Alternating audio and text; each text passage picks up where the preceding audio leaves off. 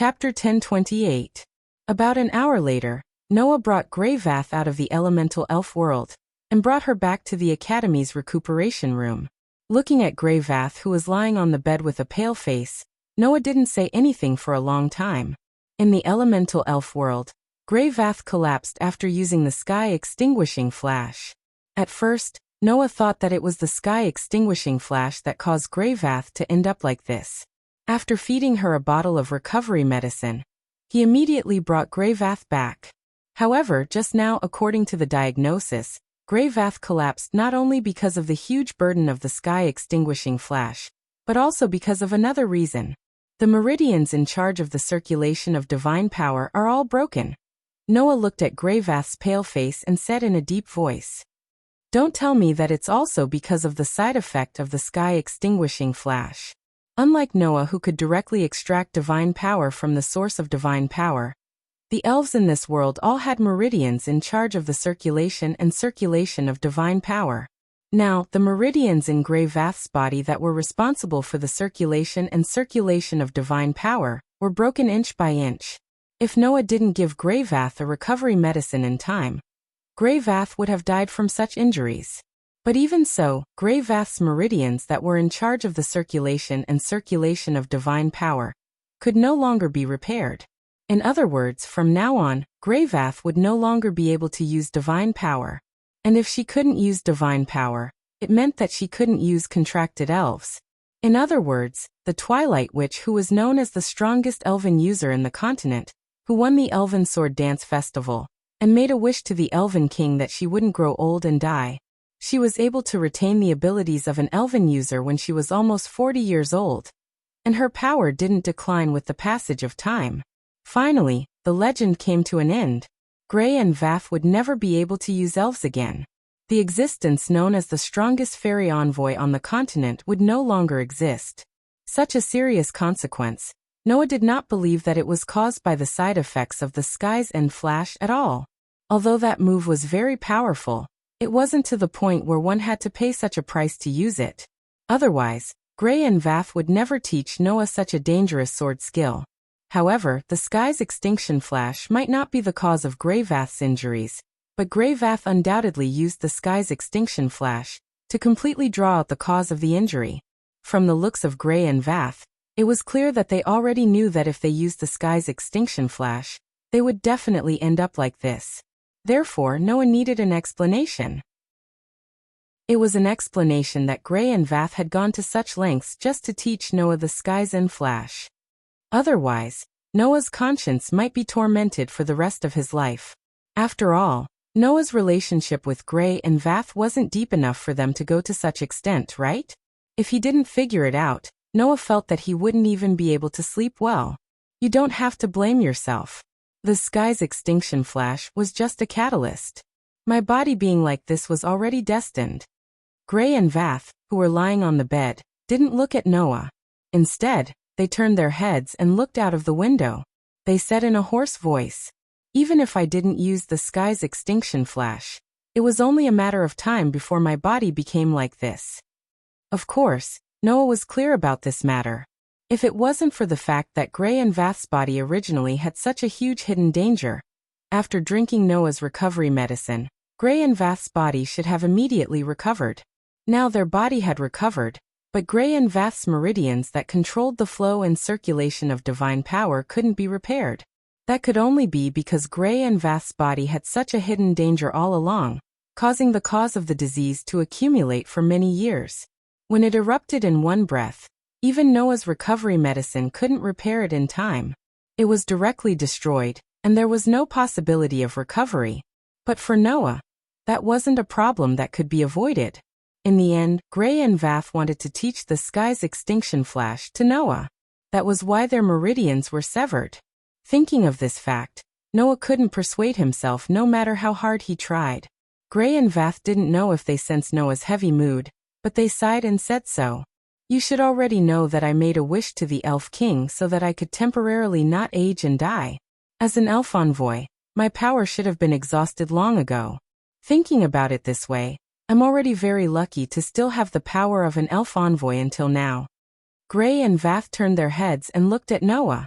At this time I was still able to teach that sword skill to you, and even teach the entire ultimate sword skill, so that it wouldn't be lost. That's already considered lucky.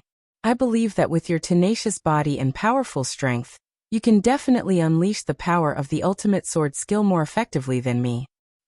What's the reason? Noah was silent for a while and asked.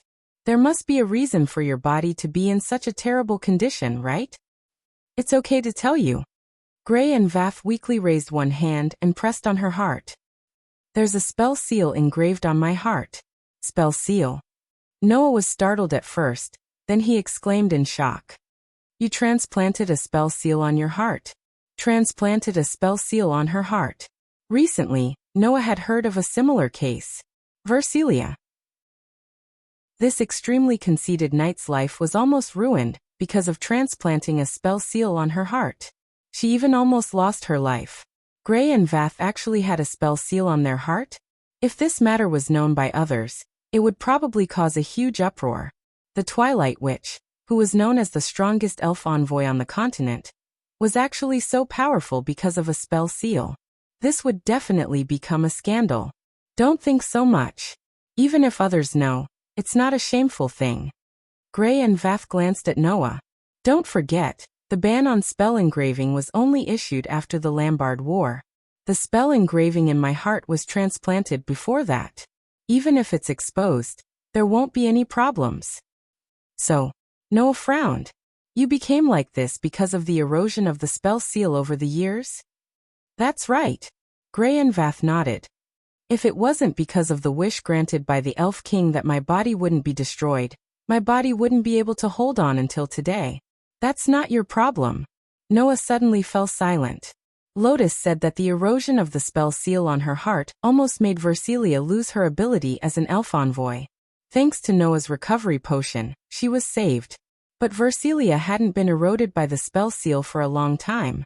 Unlike Gray and Vath, who had been eroded by the spell seal for decades, the side effects erupted all at once. Even Noah's recovery potion couldn't repair it, and it was completely destroyed. However, in Noah's treasury, there were no elixirs specially used to repair the meridians of elf envoys. After all, the treasures in Noah's treasury were all things from the Shape Moon world, and there were no elf envoys in the Shape Moon world. Naturally, there was no way to repair Gray and Vath's meridians. Why? Noah could only ask this question. Why did you go to such lengths to teach me the ultimate sky flash? This time, it was Gray and Vath's turn to be silent. After a while, Gray Vath sighed and said, Let's talk about it later. If you want to know, I'll tell you when the Elven Sword Dance Festival is officially held. After saying this, Gray and Vath closed their eyes. Noah could only give up on asking. After coming out of the infirmary, Noah's brows were furrowed. I owe that witch a huge favor now. With that thought in mind, Noah returned to Linley's room in the dormitory of the Crow class with a heavy heart. He pushed the door open and walked in. You're back. As soon as he opened the door, such a voice immediately sounded. Chapter 1029. Claire, Linsley, Viviana, and Alice were all present in Linsley's room. Even Carol was at Linsley's side. Together with the other girls, they all looked at Noah. How is it? Alice was the first to ask. Has the matter with the dean been taken care of? MHM. Noah pulled himself together as he recalled the Heaven's End flash, and the fundamental principle behind it. He nodded his head heavily. I've received the thing that Gray and Vaz wanted to give me. Next, as long as he spent some time practicing and familiarizing himself with it, with Noah's sensitivity towards battle techniques, he should be able to quickly grasp it. And once he grasped the Sky's End flash, even if he didn't use Authority and Gate of Babylon, Noah would have a close combat technique that he could use in high-level battles. According to Gray and Vaz, even Lotus didn't know the secret behind this ultimate sword technique. Moreover, Gray and Vaz had lost their elven use ability and couldn't perform the sword dance. Apart from Noah, there was no one else who could grasp the Sky's End flash. Even though Noah knew that Gravath must have her own reasons for teaching him Heavenly Flash, even though she was willing to let her elven summoner abilities decline in advance, in order not to waste Gravath's efforts, Noah would try his best to master the secret of this ultimate sword technique as soon as possible. Not knowing why Gray and Voss called Noah out to teach him a trump card, Viviana curiously asked, "What did the dean give you? Something beyond your imagination." Noah shook his head and gave such an answer. "Maybe you'll have a chance to see it. Who knows?" Seeing that Noah didn't intend to continue talking, the group of girls also gave up on pursuing the matter. At this time, Alice suddenly spoke. "By the way, Noah, do we have any plans for our team?" "Plan?" Noah couldn't help but blink at the sudden question. "What do you mean?" "This is what our team plans to do next," Alice explained. "There is still a month before the official start of the Sword Dance Festival. At this time, in order to allow the participating teams to have sufficient rest, the Academy will begin to reduce the number of team matches held. Based on the current situation, even if we were arranged to participate in the group competition, it would probably only be 1 or 2 times, right?" Claire said in a relaxed tone. "Even if we don't participate in 1 or 2 of the group matches and forfeit, with our current ranking, we'll still sit firmly at the top of the rankings. We just went to the bulletin board to take a closer look and did some rough calculations. Our current ranking is almost half ahead of the second-place pterosaur team," Fianna said somewhat mischievously. "With such a difference in points, I believe that even if the second-place pterosaur team wants to kick us down again, it would be absolutely impossible if they don't complete at least 5 missions of the highest level before the official start of the Sword Dance Festival. In other words, it's basically impossible for our ranking to drop anymore. Even if we do, we definitely won't drop out of the top 3. Lindley had a complacent look. "We've already obtained the qualification to participate in the Sword Dance Festival. There's no more suspense." "I see." Noah understood. It was because they were clear about this that Gray and Voss chose to impart the ultimate meaning of the absolute sword technique to Noah at this time. After all, Noah's team participating in the Sword Dance Festival was something that was almost set in stone. Seeing Noah's expression of understanding, Alice finally spoke of her plan.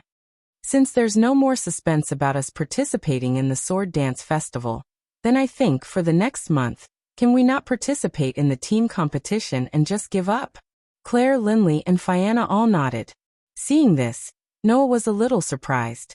No matter if it was Claire, Lindley, Fianna, or Alice, they were all people who didn't want to admit defeat. Even if their participation in the Sword Dance Festival was something that was set in stone, they wouldn't slack off because of this and just give up on the Academy's team competition, right? What was going on? Seeing Noah's confused expression, Claire, Lindley, Fianna, and Alice all looked at each other.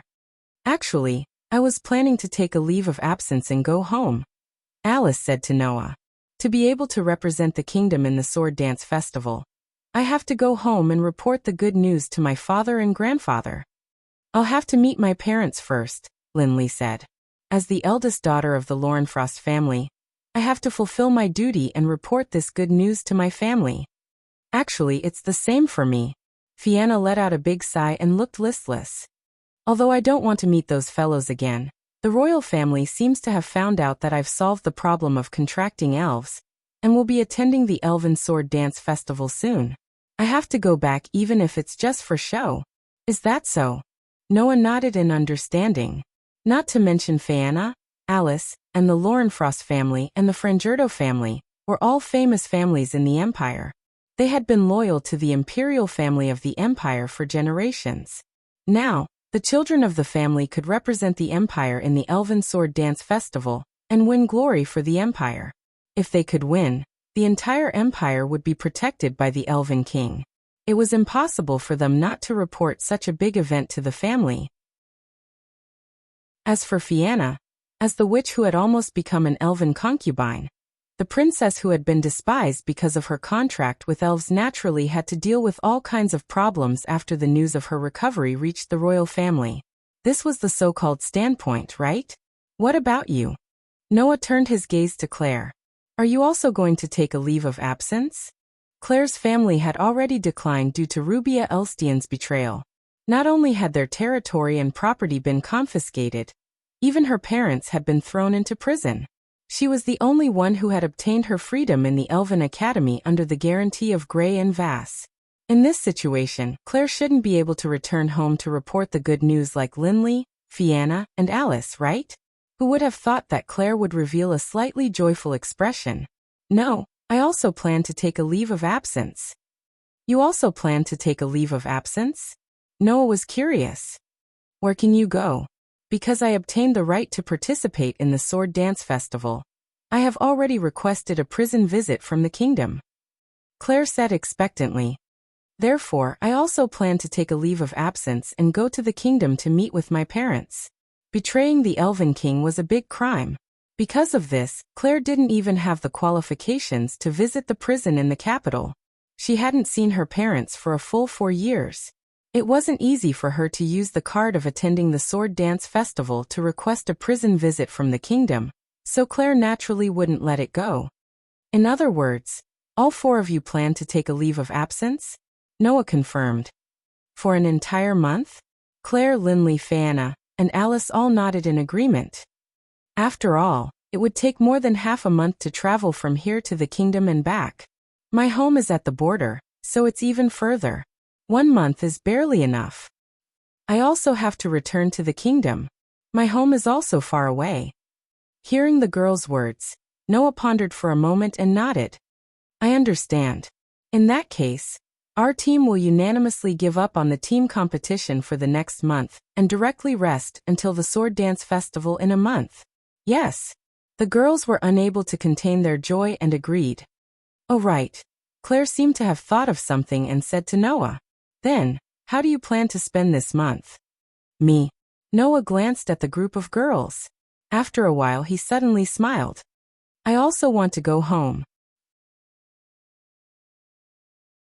Chapter 10:30. The next day, Claire, Linley, Fianna, and Alice greeted Noah and left Alicia Elven Academy, heading to meet their parents. Noah, who was left behind, took the application documents and a basket of fruits to the infirmary of Alicia Elven Academy. He opened the door and walked in. Gray and Vaz were still lying on the bed yesterday, but their complexion wasn't as pale as yesterday. Instead, they had a ruddy complexion and looked as energetic as before. The recovery medicine that Noah had fed Gray and Vaz yesterday had started to take effect. Although it wasn't able to heal Gray and Vaz's meridians that had collapsed due to the erosion of the spell engravings for years, Noah's recovery medicine was still very effective in terms of her body. No one could tell that Gray and Vaz had lost their abilities as an elven user. At least, no one could tell from their appearance. Gray and Vaz seemed to have noticed Noah's arrival. They opened their eyes and looked in Noah's direction. Oh, don't tell me you're here for treatment? It's best if you're just sick. Noah walked directly to Gray and Vaz's bed, placed the basket of fruits on the table and looked around. Speaking of which, you're no longer the strongest elven user on the continent. Don't you need to assign yourself a guard? Gray and Vaz, who were known as the strongest elven user on the continent due to their active activities in the Elven Sword Dance Festival and Lambard's War, had made a lot of enemies for themselves.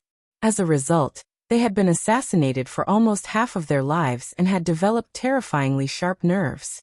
But now, Gray and Vaz were no longer the strongest elven user on the continent. Even though the sharp nerves had nothing to do with the ability of an elf user, others still couldn't do anything sneaky around Grey Vath.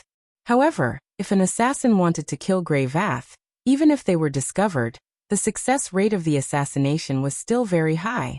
If that was the case, not assigning a guard to him was no different from courting death. Where do you think this is? Gray couldn't help but laugh. This is the Alicia Elven Academy. Not only are the Wind King Knights patrolling, but there are also teachers whose strength is comparable to the Empire's Elven Knights stationed here. Not just anyone can barge in. Do you think everyone can come and go as they please like you and Lotus? Besides, my body is almost fully recovered thanks to your medicine. From the outside, no one can tell that I've lost the ability to use elves. I can more or less intimidate some people. Grievous shrugged and looked up at Noah. Kid, I'll say it again. This isn't your fault. It's a fate that I had to face sooner or later. If you continue to blame yourself, it would be a little unreasonable. All right. Noah shook his head helplessly and handed the document in his hand to Grey Vath. I'm here to get permission to go out. Permission to go out? Grey Vath raised her eyebrows. Why? Do you want to go home and visit your family like those young ladies? Why? Noah asked. Can't I? It's not that you can't, but I'm very curious. Where can a kid like you go from who knows where? Grey Vath stood up and took the document in Noah's hand, and signed her name without hesitation. You have a month of vacation. Remember to come back before the Elven Sword Dance Festival. I'm relying on you. Got it? Noah shrugged. Anyway, no matter how long he stayed in other worlds, when Noah returned to this world, only a month would have passed. So, it didn't matter. After coming out of the Academy's infirmary, Noah closed the door. Behind him, a burst of light particles suddenly floated out and condensed into a human figure. A beautiful silver-white waist-length hair hung freely by gravity, hanging on the soft and slender back. Aster opened a pair of mysterious eyes and looked at Noah. Master. Aster, are you awake? Noah was startled at first, then reacted and patted Aster's little head. How is it? Have you rested enough? Yes. Aster narrowed his eyes slightly, as though he was enjoying Noah's head patting. Even his voice had become soft and soft. I've rested enough. I can continue to practice with Master at any time. Is that so? Noah's hand movement paused slightly and he squatted down. But I'm sorry, Aster. Let's cancel our practice for now. Hearing this, Aster tilted his head suspiciously. What's wrong? No. Noah hesitated for a moment, but in the end, he chose to tell the truth. Actually, I plan to go home soon. Unlike Claire, Linley, Fayanna, and Alice, Noah's return home could only be realized in another world, and he had to pass through the world between in the middle. And Gaia and Alea had both said that only Noah could enter the world gap. Even as representatives of the world's consciousness, they couldn't enter the world gap. In that case, Noah had no choice but to leave Aster here. However, Aster seemed to have seen through Noah's plan. The expression of enjoyment on his face disappeared, and he stared at Noah. Being stared at like this by Aster, Noah felt a bit unnatural. At this moment, Noah felt like he was abandoning a pet that stuck to him, and he loved it very much. His heart was full of contradictions. But this was something that couldn't be helped. Although in this world, it seemed easy for the elven users to summon contracted spirits from the elemental world to their side, Noah didn't think that this kind of summoning could be carried out in two completely different worlds. From Noah's point of view, whether it was the human world or the elemental world, they could only be considered as different dimensions. They couldn't be considered as different worlds. After all, these two dimensions existed in a feather, so naturally, they could only be considered as one world. But to actually go through the worlds and perform a summoning, Noah didn't think it could be done. Just as Noah was about to coax Aster, Aster abruptly blurted out, Master, are you planning to go back to the so-called world gap, and go to another world? This sentence made Noah, who wasn't mentally prepared at all, suck in a breath of cold air. Aster. Noah couldn't hide his surprise. You? Yes, I already know Master's situation, Aster said expressionlessly. Including the fact that Master came from another world, and constantly traveled to various worlds to repair the broken worlds. You? Noah was extremely shocked. How did you know? Aster didn't answer, but asked back. Then how did Master know about Aster? Hearing Aster's words, Noah suddenly came to a realization. Don't tell me, you also know about me through dreams? Yes. Aster nodded. The dreams between elven users and contracted spirits are shared. If Master can see my dreams, then I can naturally see Master's dreams too. Noah finally understood. Under such circumstances, Aster made such a request. Master, I hope to be with you. Noah was suddenly in a difficult position. But Aster, since you know about me, then you should know that I have no way to bring you out of this world. Just as he finished his sentence, Aster actually shook his head. No, Master, you can bring me out of this world. Noah was stunned. I am Master's contracted spirit, and also Master's sword, Aster said. Although Master can't bring other people into the world gap, but you can bring weapons, items, and treasures. Moreover, you can bring them into other worlds. Then if I transform into a spirit device, Master should be able to bring me along. Noah was suddenly moved. Thus Noah pondered for a moment. After a while, he finally made a decision. Chapter 1031. Walala. Cold, bone-chilling rain poured down from the cloudy sky, forming a dense curtain of rain that enveloped the entire space of Magnolia. The air was filled with a kind of chill. Who would have thought that it would rain so heavily today? Undoubtedly, yesterday's weather was so good. Could it be that Julianne is in a bad mood again? That's why it's raining so heavily, right? Oi, don't talk nonsense. If Julianne hears it, our guild will be drowned in her tears. That's true. In the direction of Magnolia by the sea, in front of the entrance of the fairy tale guild that looked like a small castle, two middle-aged men of about 30 to 40 years of age were putting down the umbrellas in their hands while chatting. Although the strength of these two middle-aged men in fairy tale wasn't that outstanding, they were actually older members of the guild. The middle-aged man wearing a large coat was called Mikao. In the current fairy tale guild, there were many outstanding young magic shooters, and he was considered a senior figure. The middle-aged man with a jet hairstyle was called Wakaba. He was the same age as Mikao and had entered fairy tale at the same time. They were very good drinking buddies, but at the same time, they were also rivals.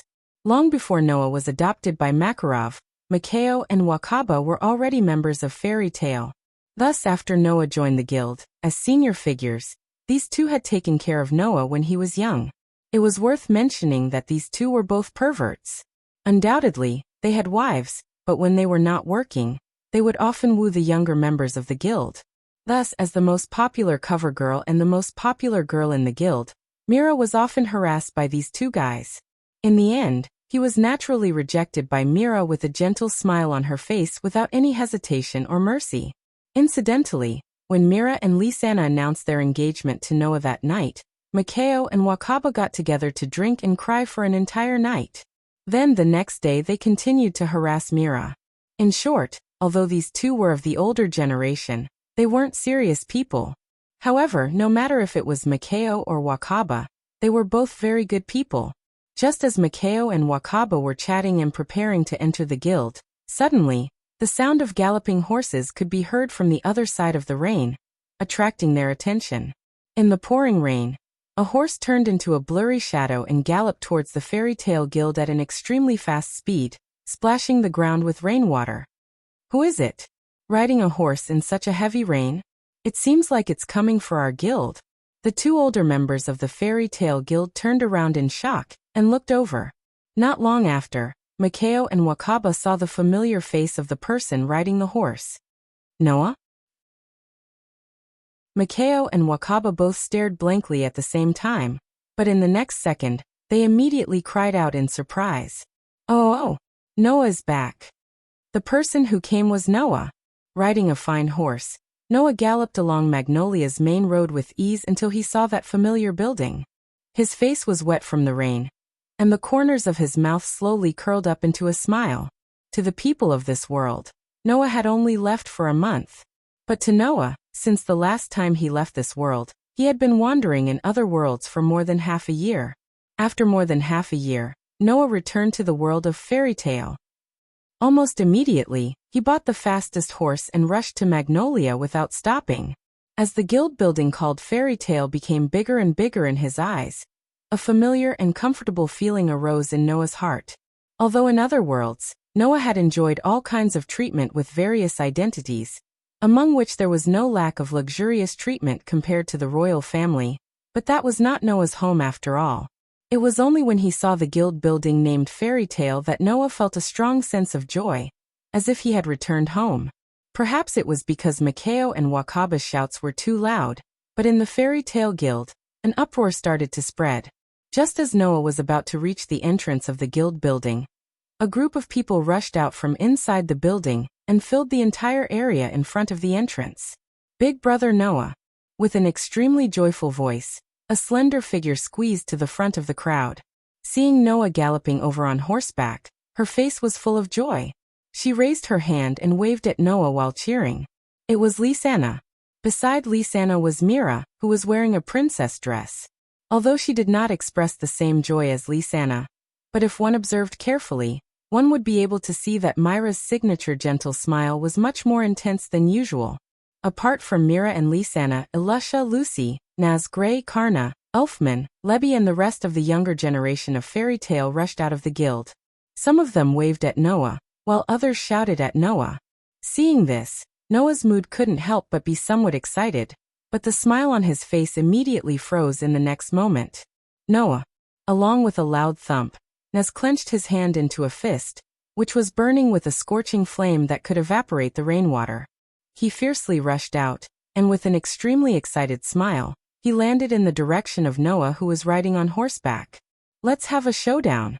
Seeing Naz, whose hand was burning with a scorching flame, leap out and charge towards him from mid-air, Noah narrowed his eyes and suddenly pulled the reins without hesitation. The galloping steed immediately reared up on its hind legs with a long neigh, its powerful front legs kicking out fiercely in the midst of the whistling sound of the wind. This kick landed right on Naz's abdomen, who was falling from mid-air. Bang! With a muffled sound, Naz was kicked away by a pair of powerful horse hooves. He flew back to the entrance of the Fairy Tale Guild at a speed faster than when he came. With Elusha, Lisanna, and Mira leading the group of Fairy Tale members cried out in alarm and hurriedly dodged to the side. Naz, who was sent flying like an arrow, heavily smashed into the wall beside the entrance. After a while he slowly fell to the ground with his arms and legs spread out, his eyes rolling in circles. Naz! Habby flew around Naz's head in a flurry. He looked like he was taking pleasure in Naz's misfortune. Are you dead yet? No. No. Naz groaned dizzily. You actually used a vehicle to defeat me. That's despicable. You really can't learn your lesson. Gray sneered. You know you can't win, but you still rushed up. How stupid. Well, that's also Naz's strength. Elusha smiled slightly, then said without changing her expression. Also, Gray, can you put on your clothes first? Woo-woo.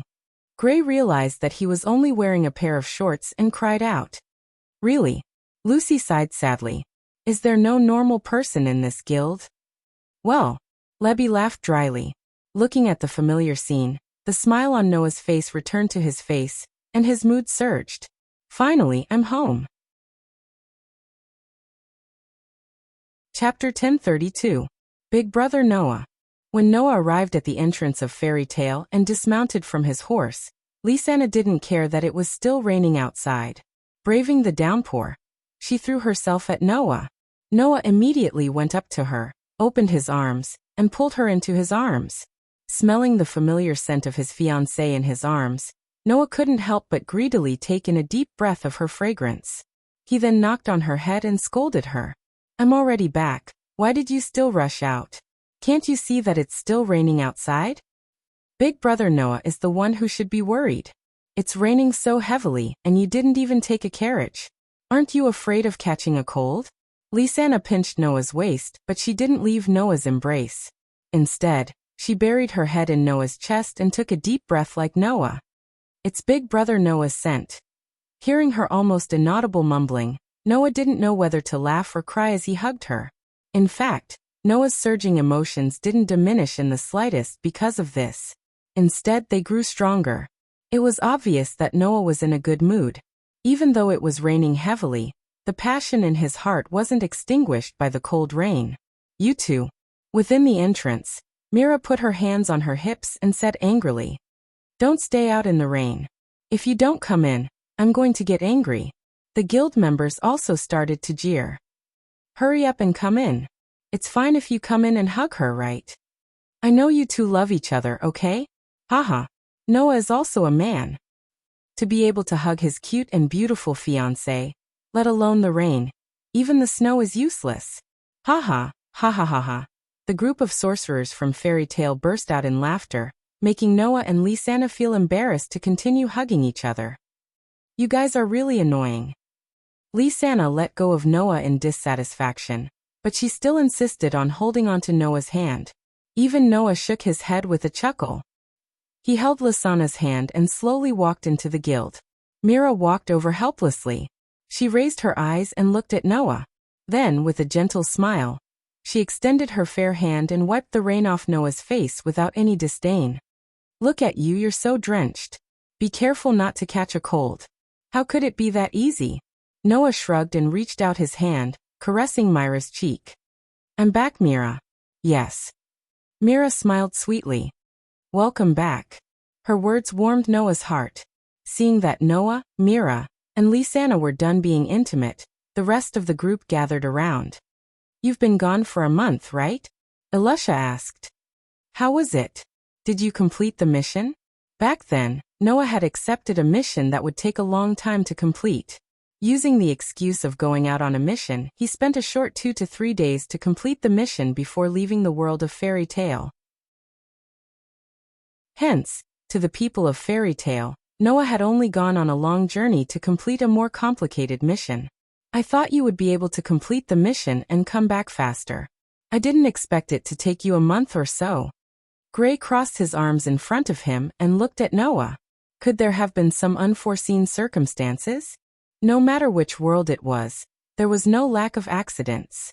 Sometimes, when sorcerers were carrying out a mission, they would suddenly encounter some unforeseen circumstances, causing the mission to become more complicated and difficult, causing the difficulty of the mission to increase. Everyone wondered if something similar had happened to Noah. Don't worry, there were no unforeseen circumstances. Noah scratched his cheek and said after hesitating for a moment. However, there was a bit of a chance encounter. Chance encounter? Everyone was curious. What? Naz seemed to have been resurrected on the spot, leaping up from the ground and squeezing his way over. Could it be that you met a dragon? I didn't meet a dragon. Noah suddenly smiled. But I met an elf. An elf? Everyone was stunned. In front of everyone present, Noah pulled out a short sword from his back. It was an extremely gorgeous short sword that was silver in color. Aster, Noah said to the short sword in his hand. Come out and say hello to everyone. As soon as his voice fell, the short sword lying quietly in Noah's hand suddenly bloomed with a strong light. A group of sorcerers from fairy tale collectively exclaimed. In the midst of everyone's exclamations, in the strong light, the short sword lying in Noah's hand slowly began to disintegrate into a group of beautiful light particles. There was a fluctuation in the space, and it gathered together. Immediately, the dazzling light particles converged into a human figure. Looking at the petite girl gradually emerging in the dazzling light, everyone present was absent-minded. Buzz, the dazzling light slightly fluctuated in the vibration of the space. Like a pure fairy, the girl emerged in the dazzling light. Her eyes were tightly closed, and her soft silver-white hair swayed up and down. With a kind of sacred atmosphere, she gently landed on the ground. That scene was simply like an angel descending. Everyone present, big and small, male and female, old and young, fell into a state of absent-mindedness. For a moment, they were somewhat unable to react. Until Aster, like a chick that was awakened, pitifully trembled her eyelids and opened a pair of beautiful eyes filled with a mysterious feeling. The whole place suddenly became quiet. So cute. In the next second, a burst of earth-shattering shouts resounded throughout fairy tale. Rumble. This was the sound of a group of uncles with hearts in their eyes rushing towards Aster, causing the ground to tremble slightly. Don't even think about it. This was the sound of a group of girls bursting with maternal love, such as Elisha, Lisanna, Lucy, Karna, Lebby, and even Mira, when they saw a group of uncles rushing towards Aster's direction. Bang! This was the sound of a group of uncles being directly sent flying by a group of girls who had unknowingly grabbed a stick in their hands. Ah! This was the sound of a group of uncles being heavily hit by a stick, all of them flying backwards with blood spurting out of their noses. Following this, a burst of crackling sounds could be heard. This was the sound of a group of uncles flying backwards, smashing into tables and chairs, smashing them into pieces. Then, with Lucy, Karna, and Lebby taking the lead, the young girls of fairy tale all surrounded Aster, all of them shouting at the same time. What's your name? You're really cute. Hey, do you have anything you want to eat? We can give it to you. Aster seemed to be frightened by the unusual enthusiasm of the group of girls. Her eyes filled with confusion as she looked towards Noah's direction. Seeing Aster's confused expression, Noah's face twitched. Even Noah didn't think that the people of the guild would have such a reaction. Hey, big brother Noah. Lisanna shook Noah's hand with a similarly excited expression. Who's that adorable child? Why did she come out of the sword? Noah didn't know what to say. Actually, after confirming Aster's thoughts and discovering that he could really bring Aster into this world, Noah had already thought of how to explain Aster's origins. However, after seeing the unexpected scene in front of him, Noah didn't know how to explain all of a sudden. Or rather, it didn't matter how he explained. After all, the people here weren't the kind of people who cared about the origins of others. As long as they could confirm that this person was a companion, then for the magic shooters of fairy tale, that was enough. Could it be that it wasn't? Chapter 1033. On the top floor of Fairy Tale, in a room, Noah was lying on the bed. Feeling the familiar warmth and touch of the blanket, he couldn't help but stretch. Sure enough, my own bed is still the most comfortable. Frankly speaking, the bed in Noah's room in Fairy Tale was not luxurious furniture. It was almost no different from a bed in an ordinary house. However, for some reason, Noah felt that his own bed was the most comfortable. Perhaps it was because after returning home, Noah felt a sense of belonging and peace of mind. That was why he felt that his own bed was the most comfortable. But who wouldn't feel the same way? Noah, who was lying on the bed, felt like he was about to fall asleep. However, after recalling what happened earlier, Noah pulled himself together. He straightened his body and raised the short sword in front of him. His expression was somewhat amused. Aster, don't hide anymore. There's no one else here. As soon as his voice fell, the short sword in Noah's hand trembled slightly and emitted a gentle white light. Shortly after, Aster slowly emerged from the gentle white light and fell into Noah's arms. Aster raised his head and silently looked at Noah. He didn't speak or move, which made Noah feel amused. Aster seemed to be unable to withstand the enthusiasm of his companions in Fairy Tale. In the end, after being surrounded and unable to escape, he transformed back into his short sword form and returned to Noah's side. Then he refused to come out. If it wasn't for Aster's adorable appearance that caused him to be doted on by many people in the Elven Academy, Noah felt that Aster might have been traumatized by it. Now, under Aster's speechless gaze, Noah seemed to be able to see that Aster was protesting in his heart. He laughed and patted Aster's head. You were the one who said that you wanted to come back with me. With one sentence, Aster couldn't find a reason to complain. Seeing Aster's deflated expression, Noah couldn't help but laugh. This time, Aster wasn't willing. Master is so evil. Who said so? Noah pretended to be serious. I'm happy to see Aster being so popular. Liar. Aster was rarely so aggressive. Undoubtedly, Master didn't want to save me. That wasn't dangerous, so it's not called saving, right? Noah didn't know whether to laugh or cry. When you were in Elven Academy, weren't you used to being loved by others? Being respected by humans is a good thing. Aster raised his eyebrows. However, the humans here don't seem to respect me at all. It's more like they treat me like a pet. Hearing this, Noah couldn't help but mutter in his heart. The students in Elven Academy also treat you as a pet. It's just that you didn't realize it. Of course, Noah wouldn't say it out loud. Instead, he continued to rub Aster's head with a gentle smile. Then does Aster hate it? Aster muttered for a while and shook his head. Although I don't hate it, I don't like it either. Is that so? Noah asked again. Then what does Aster think of Fairy Tale? Very noisy, Aster said, but he quickly changed the topic. But it's also very warm. That's right. Noah's expression became even gentler. That's what I thought too.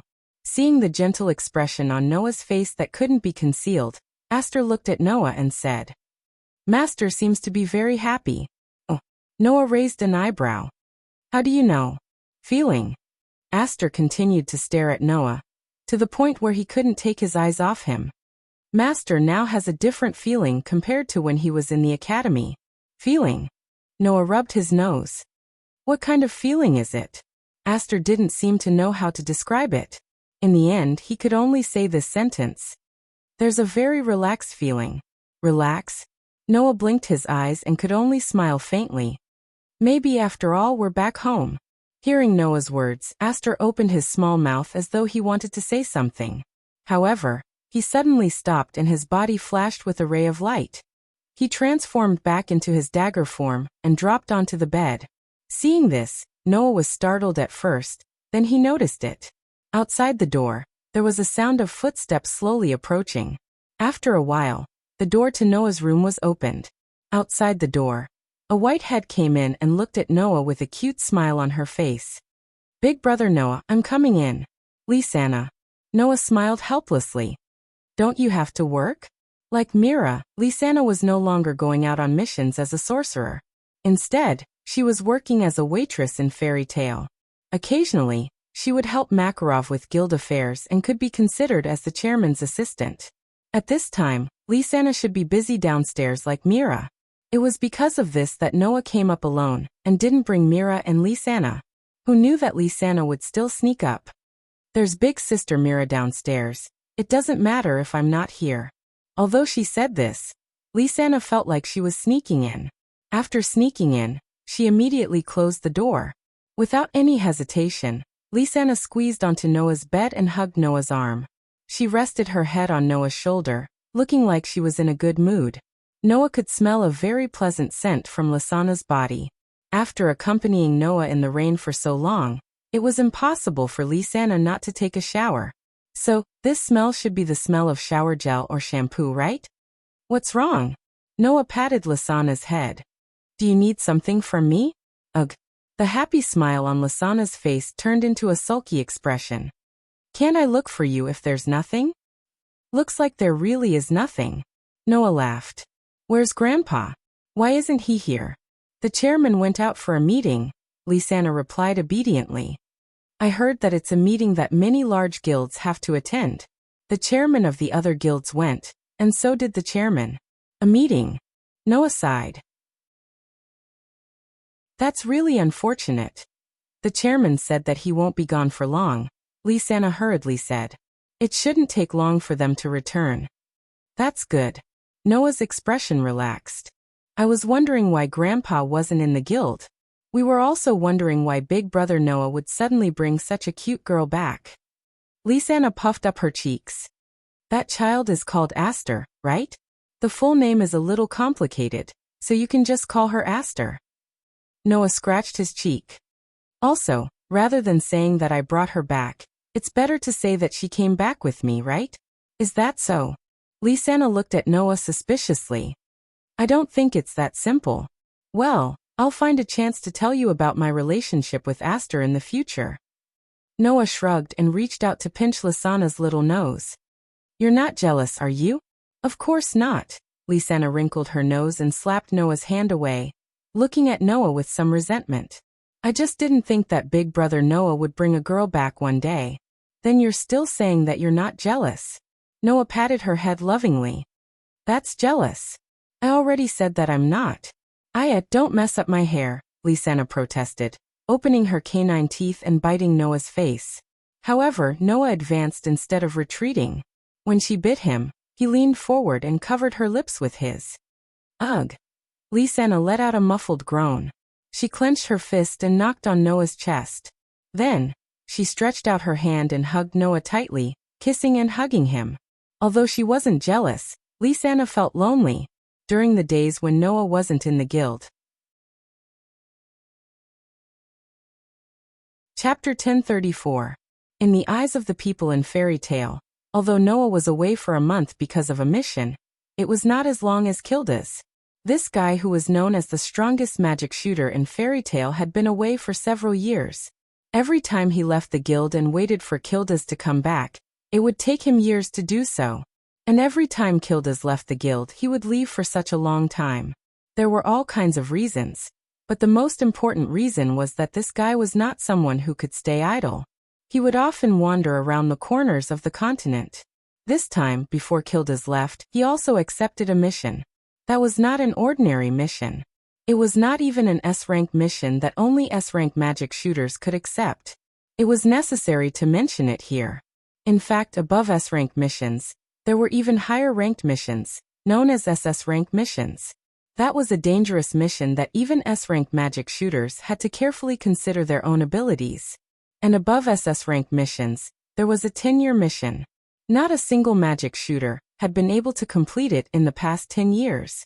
Hence, it had become an extremely difficult task that had almost become a legendary task. Before Kildas left the guild, he accepted a mission. It was not an SS-rank mission that was more difficult than S-rank missions, nor was it more terrifying than SS-rank missions. It was a 10-year mission that no one could complete in 10 years. Instead, it was a 100-year mission that no one could complete in 100 years. A mission that no magic shooters could complete in 100 years. One could imagine how difficult and dangerous that mission was. Of course, it was normal for him to spend 2 to 3 years on such a difficult mission. If he could complete that 100-year mission, perhaps Kildas would really become a legend in fairy tale. Compared to this, Noah, who had only been away for a month, was really nothing. Therefore, fairy tale was as noisy as usual, but no one came to disturb Noah. And so Noah had a rare good sleep. He slept until the next day. Chirp. In his sleep, Noah suddenly felt his lips being sucked by a pair of even smaller lips. It was a wonderful feeling. Am I still kissing Lysana? In his hazy state, Noah only had this question. It could not be helped. After all, Noah had spent so much time with Lysana yesterday. After sending her out of the room, he immediately fell asleep. However, as his consciousness became clearer, Noah felt that something was wrong. No, Lysana's lips are not so small, and it can't be Myra's lips. The touch of these lips, in his gradually awakening mind, Noah successfully found the memory of a girl who matched those small lips. At that moment, Noah shuddered and completely woke up. As soon as he opened his eyes, a young but extremely delicate face entered Noah's sight. Moreover, this face was not only less than 5 centimeters away from Noah, but also had its eyes closed. The small lips were tightly pressed against Noah's, continuously kissing him. At this moment, Noah could no longer remain calm. He hurriedly pushed away the immature but extremely delicate face in front of him.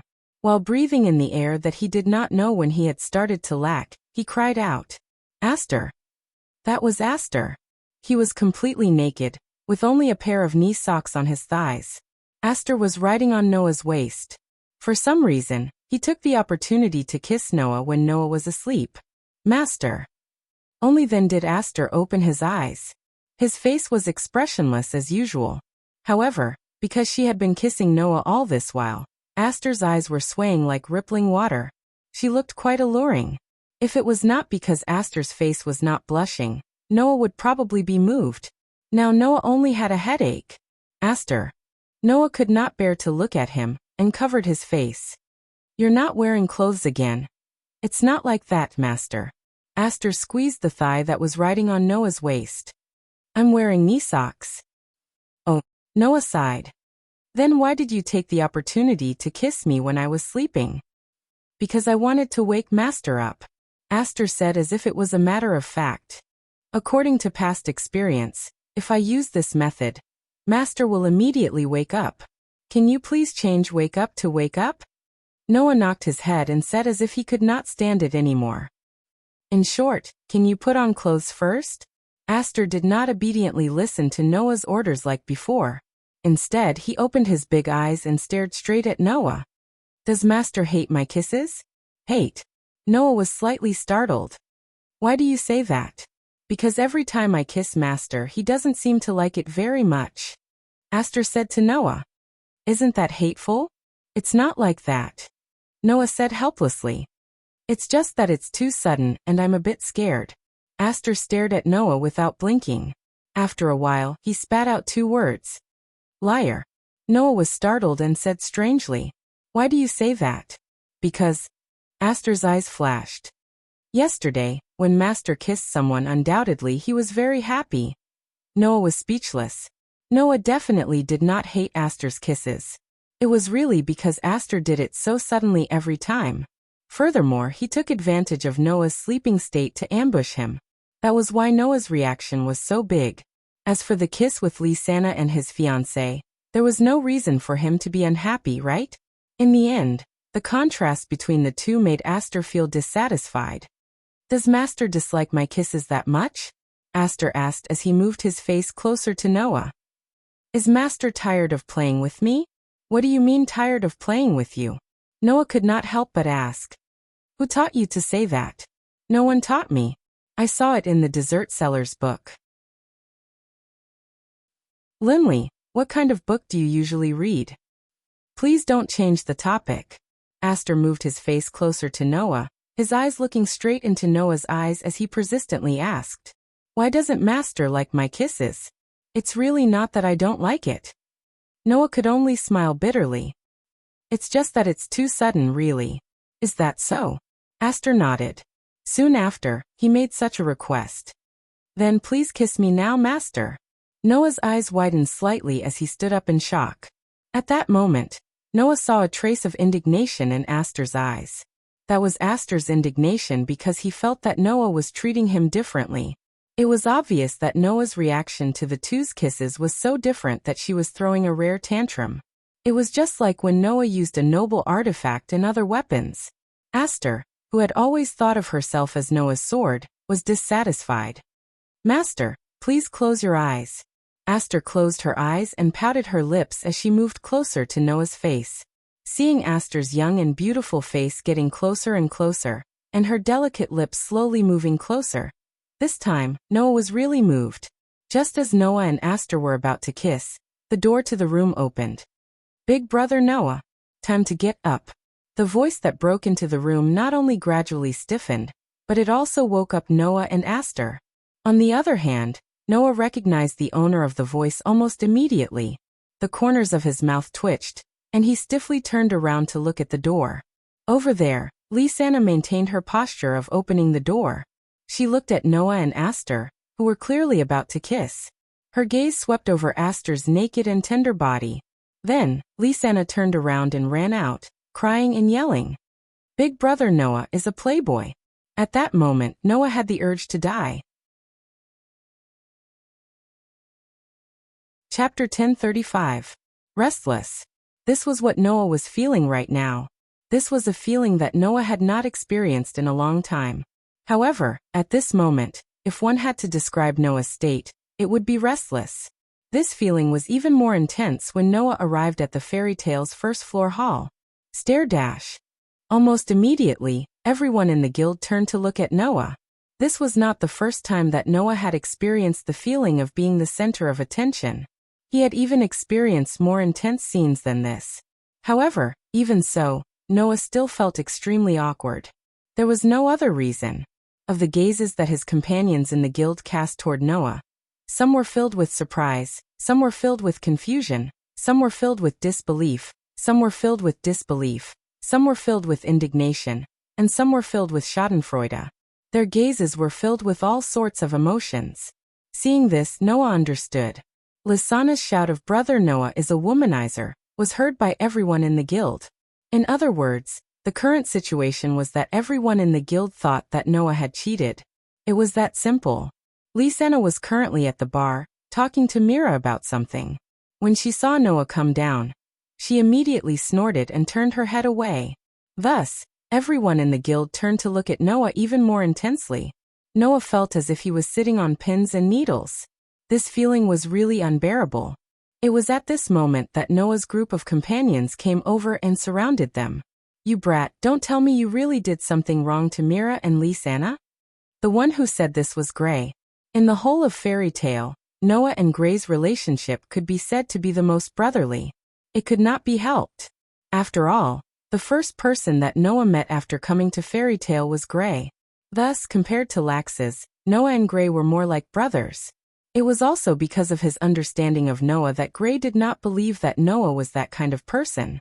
It was not that Gray did not think that Noah would not get together with other girls outside. After all, in Fairy Tale, Noah already had 2 fiancées, didn't he? Gray did not believe that Noah would anger Lysana because of other girls. Even if he got together with other girls outside, Noah would definitely not let Mira and Lysana down. With this thought in mind, Gray asked such a question and said such a sentence. I don't believe that you are that kind of person. I don't believe it either. Nas shouted. Although I don't know what's going on, Noah wouldn't do anything bad. On the contrary, Alusha showed a creepy smile to Noah. Noah, marriage is a very beautiful thing. You are already engaged to Mira and Lisanna, so don't do anything to tarnish the sacred marriage. Seeing Alusha's smile, Noah felt a little scared. For some reason, Alusha seemed to be looking forward to marriage. When Noah was engaged to Mira and Lisanna, the fairy queen secretly looked at wedding magazines more than once. Therefore, for Alusha, marriage was a very sacred thing. Now Noah seemed to be having an affair even though he was engaged to Lisanna. To Alusha, this was definitely an unforgivable thing. Although this matter was very troublesome in itself. Hey, even Lucy looked at Noah with suspicion. Noah, did you really do something wrong to Lisanna? If you really did it, you better say it now, Lebby said angrily. Otherwise it's really too bad. Well, even if it's Noah, he's still a man. Kana looked very carefree. It's normal for men to be promiscuous. Or rather, he already has 2 fiancées. That's enough to prove how promiscuous Noah is, right? This sentence was refuted by Elfman, who rushed over like a steel tower. Oh, man. After knocking Naz and Gray away, Elfman rushed in front of Noah and grabbed Noah's shoulders with his palms as big as banana leaves. He glared at Noah and kept exerting force. Even if you're a man, I can't forgive you for letting down my sister and Lisanna. Be a man. Pinch, pinch, pinch, pinch. Elfman kept exerting force as if he wanted to crush Noah's shoulders. If it wasn't for Noah's basic ability of durability, he would have been crushed into a metal pancake by this muscular man. Being surrounded and questioned by a group of friends who grew up with him, Noah really felt a lot of pressure. At that moment, Noah could only smile bitterly and open his mouth.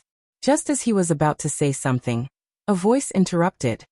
I say, don't interrogate Noah like this. Mira, who had appeared out of nowhere, separated the group of friends around Noah and patted away Elfman's hand that was gripping Noah's shoulders. She gently rubbed Noah's shoulders and said to everyone with a coquettish expression, Noah hasn't even explained, and all of you look like you're condemning him. What if you scare Noah? No, this shouldn't scare him. Alusha and the others couldn't help but feel a little embarrassed. Sister? Elfman asked carefully. Aren't you angry? How can you be angry when you haven't figured out the situation yet? Mira gently pushed everyone away. Anyway, don't interrogate Noah like this. Go do your own things.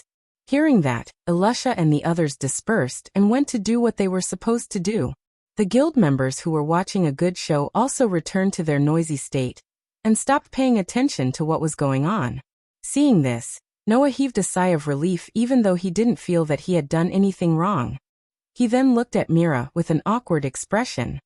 All right, I'm not going to do anything wrong. Mira, don't worry, I'm not angry at you. Mira rubbed Noah's shoulders in amusement and gently tidied up Noah's clothes that were messed up by his little friends. She's not really angry at you. She's just blaming you for hiding something from her. Hiding your relationship with that kid called Aster. Is that so? Noah sighed. I'm not hiding anything. I told her last night that I'll find a chance to tell her about my relationship with Aster. So, she's not angry at you. Mira shook her head with a smile. If you really feel a little uneasy, then find a chance to coax Lisanna later. That child is very easy to coax. You should know that very well. All right. Noah could only nod helplessly. Then I'll go back to work. You think about how to make her happy, Mira said. Then, she placed her hand on Noah's waist in a very natural manner. A smile that was gentler and more beautiful than ever appeared on her face. Also, remember to tell me what's going on after this. Looking at Myra's beautiful smile, Noah's heartbeat quickened as he complained inwardly. Sure enough, Mira was angry too. After Mira left, Noah rubbed his forehead and walked into the guild hall. At this time, the voices of the magic shooters in the guild entered Noah's ears. Recently, there seems to be an increase in crusade missions. And they're all missions related to the Dark Guild. Those guys are really unscrupulous. There's nothing we can do about it. Don't they know what time it is? Noah could clearly hear the conversation between the magic shooters of fairy tale around him. He stopped rubbing the space between his eyebrows and frowned instead. There are dark guilds active? This isn't good news. Chapter 1036. Due to the incident of the Paradise Tower, the original council had been disbanded under various public opinions. The new council was still in formation and couldn't operate for the time being. Therefore, since the dissolution of the council, many dark guilds and magic orders that could only operate in the dark began to stir. Not long ago, there were many dark guilds and magic orders that directly operated in the open, causing the magic shooters in the various guilds to rush between major cities for a period of time to crusade against those illegal dark guilds and magic orders. It had been more than 2 months since the incident at the Paradise Tower. For example, the dark guilds and magic orders, which lacked strength and foresight, had jumped out to abuse their power after the council was disbanded. By right, most of the large guilds should have been suppressed by the various large guilds. Noah heard that in the month he left, the activities of many dark guilds and magic orders had begun to calm down. Who would have thought that until now, there were still dark guilds that were active? That wasn't a good thing. After all, most of the weak dark guilds had already been wiped out. The dark guilds that could survive the encirclement of the various large guilds for more than 2 months definitely wouldn't be those clowns who didn't have any foresight and only knew how to jump out and make a scene. Now that the weak dark guilds had been suppressed, the big shots in the dark guilds would probably start to emerge, right? For example, one of the 3 most powerful dark guilds of the Barem Alliance that controlled the entire dark world, Grimoire Heart. It was the Guild of Hades, who had once threatened to destroy Fairy Tale. At this thought, Noah scanned his surroundings and fixed his gaze in a certain direction. There Alusha, Naz, Gray, Lucy, and Habi were sitting around a table. Noah walked over and stood behind Alusha. "What are you talking about, Noah?" Alusha turned her head and looked at Noah. Her expression seemed to vaguely reveal a hint of seriousness. "We are talking about the recent Dark Guild Crusade mission." Sure enough, Alusha was the same as Noah. She realized that the active dark guilds weren't as simple as those dark guilds in the past. "Recently, we've been accepting this type of mission," Gray, who had taken off all his clothes except for a pair of shorts, said to Noah with his legs crossed. "However, the mission isn't going well." Noah sat down next to Alusha and asked Lucy, who was sitting on the other side. "Didn't go well? What? Did something happen?" "There isn't any trouble. It's just that the dark guilds have become more and more difficult to deal with recently." Lucy sighed deeply. Right now, the dark guilds are very cunning. Taking advantage of the fact that the new council has yet to be established, they started to become active. But once we, who have accepted the crusade mission, arrive at the mission location, they will immediately start to retreat. Several of our missions have nearly failed because of this. "Love," Habi said as he sat at the dining table and gnawed on a fish. "It's all Naz's fault. He was too excited and caused a huge commotion every time. The dark guilds received the news in advance. If it wasn't for Alusha chasing after him, our mission would have directly failed. Can you blame me for that? It's all because those guys are too cowardly." Naz grumbled in dissatisfaction. "Since you want to fight, then come out and fight me fair and square. Why are you running?"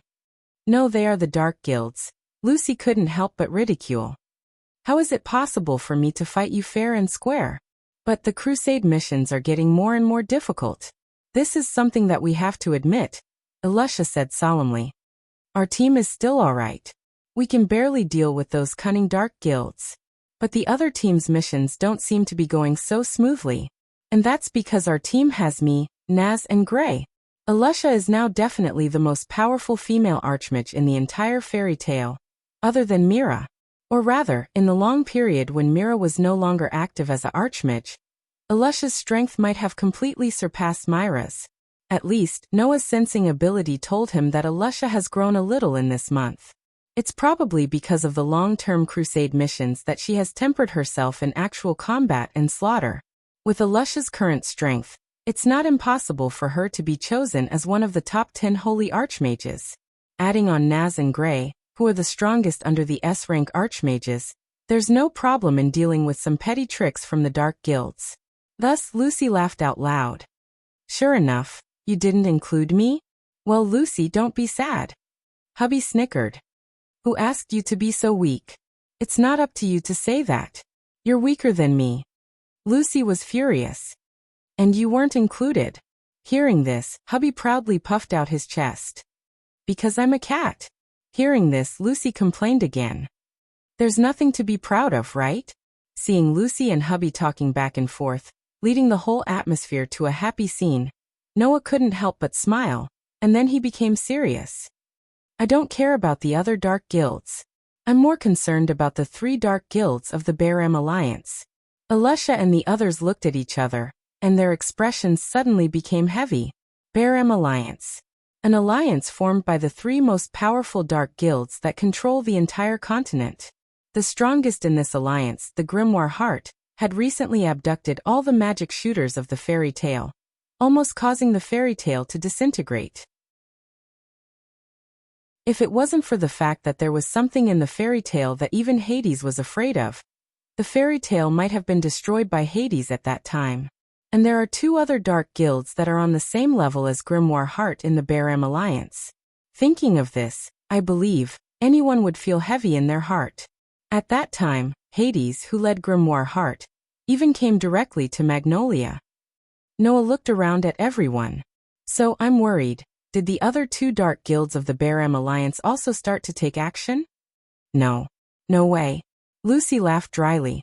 So far, I haven't heard of any news of such dark guilds appearing. No, Noah's worry is not without reason. Alusha's face tensed up. Even the Grimoire Heart has brazenly come to Magnolia. It's not surprising that the other 2 dark guilds in the Balam Alliance would make a move. Not long ago, the guild leader went out for a meeting. That meeting was attended by the guild leaders of the major guilds. I think it's very likely to be a discussion about this matter. That's not necessarily the case. At that time, we'll probably have a difficult crusade mission to carry out, right? Gray narrowed his eyes. For example, dealing with the dark guilds of the Baram Alliance. That one sentence made the entire atmosphere at the scene turn solemn. No. No way. Lucy was in tears. A Grimoire Heart already caused such a big problem for our guild. Do we still have to deal with 2 dark guilds of the same level? I don't care about the Baram Alliance. Naz stood up and stepped on the table with one foot. His fist was burning with flames, and an excited smile hung on his face. It's best if they all come out together. Let me send them flying in one breath. However, an old voice sounded at this time, responding to Naz's words. It's impossible for all of them, but it's still possible for one of them. Chapter 1037. It's impossible to complete all of them, but it's still possible to complete one of them. When such an aged voice resounded and spread throughout the entire fairy tale, the originally noisy fairy tale instantly quieted down. Noah and the others all turned their gazes towards the source of the voice. From the direction of fairy tale's entrance, a short and old figure slowly walked in. Seeing the short and old figure, Alusha and the others stood up. President. Surprisingly, it was Makarov. Noah also stood up. Looking at the short figure slowly walking in from outside the entrance, he couldn't help but call out, "Grandpa, Noah." Makarov looked in Noah's direction and suddenly smiled. "You're back? How's the mission?" Yes, although it took some time, it was successfully completed. Noah suppressed the excitement in his heart and nodded. "There were no accidents, don't worry." "That's good." Makarov breathed a sigh of relief. "Well, if it's you, a mission of that level shouldn't have any problems." Regarding Noah's strength, Makarov was more and more unable to see through him. However, even if he couldn't see through him, Makarov knew that Noah definitely wouldn't disappoint him. Not to mention, Noah didn't accept any extremely difficult mission. It wasn't even an S-rank mission. Even Kilda's accepted the scariest 100-year mission. Noah, whose strength was even higher than Kilda's, wouldn't be able to complete a mission that wasn't even an S-rank mission. That would be abnormal. Of course, it didn't rule out the possibility of accidents happening. Mira and Lisena also came out from behind the bar. "President." Mira gave Makarov a signature sweet smile. "Is the regular meeting over?" "It's over." Makarov sighed. "However, it's slightly troublesome." "What's wrong?" Lisena hurriedly asked. Did something happen? Guild leader. Alusha also stepped forward and spoke in a deep voice. Is it related to what you just said? That sentence just now. Lucy swallowed her saliva and asked fearfully. Don't tell me they're really planning to crusade against the 3 dark guilds of the Baram Alliance? Noah also remembered what Makarov had said when he came in. He also looked at Makarov. Grandpa, did something happen? I believe all of you have already guessed the general situation. Makarov raised his head, his wrinkled face filled with a solemn expression. Due to the council's disbandment, many dark guilds have become active during this period. However, the various large guilds have also suppressed many of these dark guilds. Now only a few extremely powerful dark guilds remain. As he said this, Makarov looked around at the entire fairy tale sorcerer. Just recently, during the regular meeting, the news of the Baram Alliance's dark guilds starting their activities was finally confirmed. So do we really have to start the crusade against the Baram Alliance's dark guilds? Nas shouted excitedly. Great! Great your head. Gray was not as brainless as Nas. He couldn't help but click his tongue. Those are the 3 most powerful guilds. How can our guild take them down by ourselves? Even if there was only one dark guild, it would be extremely difficult for any of the Baram Alliance's dark guilds to suppress it. Otherwise, the Baram Alliance wouldn't be known as the underworld that dominated the entire continent. Although Fairy Tale was recognized as the #1 guild in the Fiori Kingdom, it was undoubtedly a fool's dream to take down the entire Baram Alliance with just one guild. Not to mention the others, just Grimoire Heart was enough to make them suffer, not to mention the other 2 dark guilds that were on the same level as Grimoire Heart. In this way, not to mention the others, even Alusha and Mira felt that it was completely impossible and had a difficult expression. Only Noah noticed the details.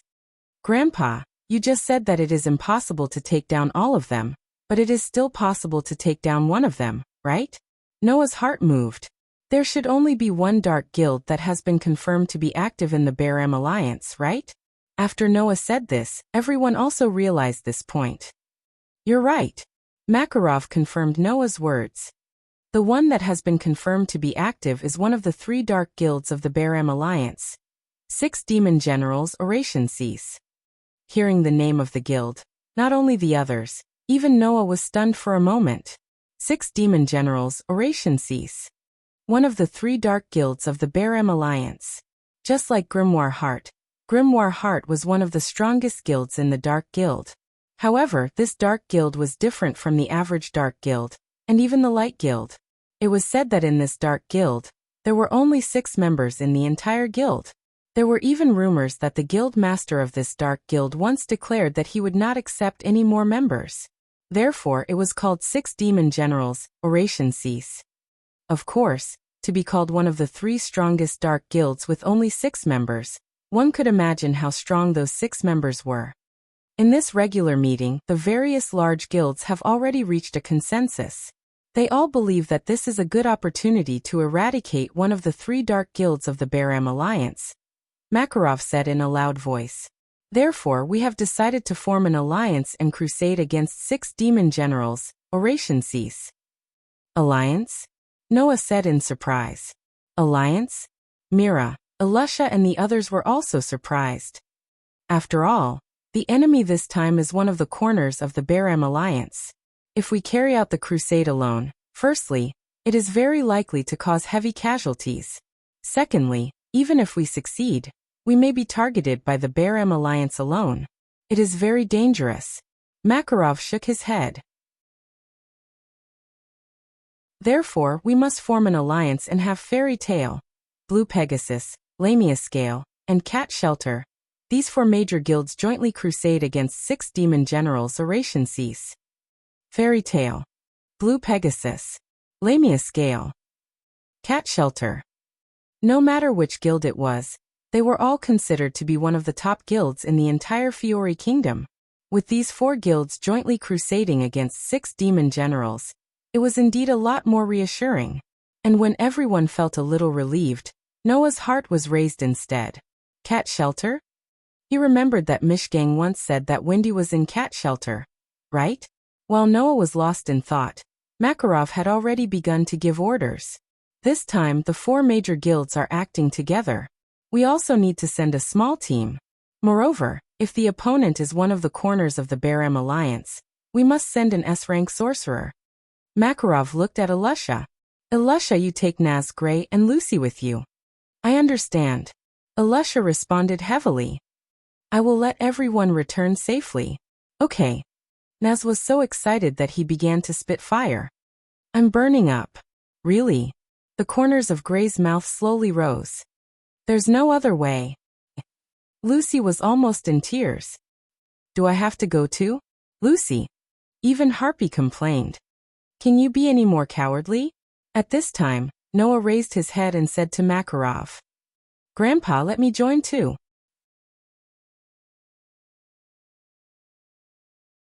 Chapter 1038. Grandpa, let me join too. When these words came out of Noah's mouth, all the attention of Fairy Tale immediately focused on Noah. Noah. Mira was stunned. Big brother Noah? Lisanna also looked at Noah in a daze. You want to join too? Even Makarov was slightly stunned, and then hesitated. It wasn't that Makarov was worried that something would happen to Noah. Everyone already knew what kind of strength Noah had. Back then, the guild leader of Grimoire Heart, Hades, had almost put Makarov, one of the top 10 Saint Magi, in danger with just one attack. One could imagine his strength. Noah, on the other hand, fought to a draw with Hades in front of all the magic shooters from Fairy Tale. Even Alusha, Naz Gray, and even Lucy could participate in this crusade mission. With such strength, Noah naturally had the qualifications to participate. However, in the eyes of Fairy Tale's people, Noah was the next guild leader that Makarov had decided on. As the next guild leader, everyone naturally didn't think that Noah would want to participate in the crusade mission. Especially Makarov, who had originally planned to hide Noah for a period of time until the new council was formed before letting Noah go out. After all, the current magic world was quite turbulent. Some time ago, even Hades had directly made an appearance with the sole purpose of meeting Noah, a talent that Eurulia had praised endlessly. If Noah were to go out and show his face again, Makarov was worried that Noah would be targeted by others. Noah didn't know if it was because he saw Makarov's worry, but he smiled slightly. Grandpa, you don't have to worry. Since there are 4 big guilds attacking together, and Alusha is also there, then I won't do anything unless it's necessary. If Alusha and the others can solve it, then I'll just go and watch the show. If not, then I'll be there and be a safeguard. After saying that, Noah narrowed his eyes. Moreover, since the opponent is one of the 3 dark guilds of the Barem Alliance, then the people in the Oration Seas should more or less have information about the Grimoire Heart. If it's possible, I want to go there. Hearing Noah's words, how could everyone not understand Noah's plan? Could it be? Mira asked with some uncertainty. Noah, you want to get information about Grimoire Heart from Oration Seas? That's right. Noah didn't hide his thoughts and said bluntly. Hades once said that he would destroy Fairy Tale. Then sooner or later, we will have to face that enemy. Reaching out a hand and holding it tightly, Noah's smile became slightly cold. I'd like to see what qualifications he has to say this. Last time, one of the reasons why Noah left Fairy Tale and left this world was to continue looking for world fragments. The second reason was because Hades's words had caused her to feel a sense of crisis. She urgently wanted to increase her strength to protect her Fairy Tale and protect her home. Now, compared to the time when he fought with Hades, Noah lacked crush magic and the soul weapon called Blaze. However, compared to that time, the current Noah was only stronger. Even though he had just returned to this world and hadn't stayed for a full month, so he couldn't use his authority for the time being, Noah still had the Gate of Babylon, the Demon Slayer, and the LV, for level of grace, so he couldn't be mentioned in the same breath. Now Noah was confident that even if he didn't use Gate of Babylon, magic, he could easily kill Hades with just his LV, for ability value and the power of Demon Slayer. That's right. Not defeat, but kill. After all, Noah still had the curse resistance. Hades' magic was no longer effective against Noah. And without magic, a magic shooter was equivalent to a tiger that had its teeth and claws pulled out and had been drugged. It could only be slaughtered. Since this was the case, Noah wouldn't let Hades secretly have ideas about fairy tale. If there was a chance, Noah would definitely kill Hades. Moreover, this time, in the alliance of the 4 major guilds, there was still the existence of Cat Shelter. Noah wanted to know how Wendy was doing now. Makarov didn't know the reason behind it. He thought that Noah only wanted to inquire about Hades and Grimoire Heart. After pondering for a moment, he nodded. That's good. Since President Precto. No, it should be said that Hades has always been hostile towards fairy tale. Then we will have to face them sooner or later. If we can get some information, then it will be beneficial for us. What he meant was that Makarov agreed to Noah's participation. Good. Gray suddenly became excited. With Noah and Alusha, then there will be no mistakes. That's great. Lucy also breathed a sigh of relief. With Noah, it will definitely be much smoother. There's no need for Noah to do anything. Even Alusha doesn't need to do anything. I alone will be enough. Naz boasted shamelessly. I must beat up one of the 3 major dark guilds. Don't talk nonsense. Alusha fiercely knocked Naz's head. Noah still has other quests to do. If possible, it would be best if we can take care of the crusade quests. Love. Habby flew into the air and danced with joy. Anyway, with Noah here, at least we won't be eaten. Why would we be eaten? Lucy ridiculed. Even if it's a dark guild, they won't eat people, right? Lucy. Habby squinted his eyes and looked at Lucy with disdain. You really don't understand the romance of men. No, I've also never heard of the romance of men eating people. Lucy face-bombed. By the way, didn't you say you were a cat? Now you're a human?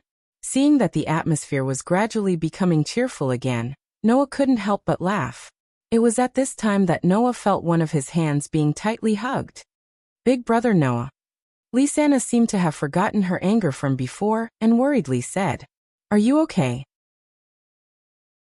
Don't worry. Noah gently stroked Lisanna's head and comforted her. It's not like you don't know my strength. Nothing will happen. Then remember to be careful. Lisanna still seemed a little worried. Don't force yourself. Lisanna is right. Mira came to Noah's other side and hugged Noah's hand as well. She looked at Noah with ripples in her eyes. Don't force yourself.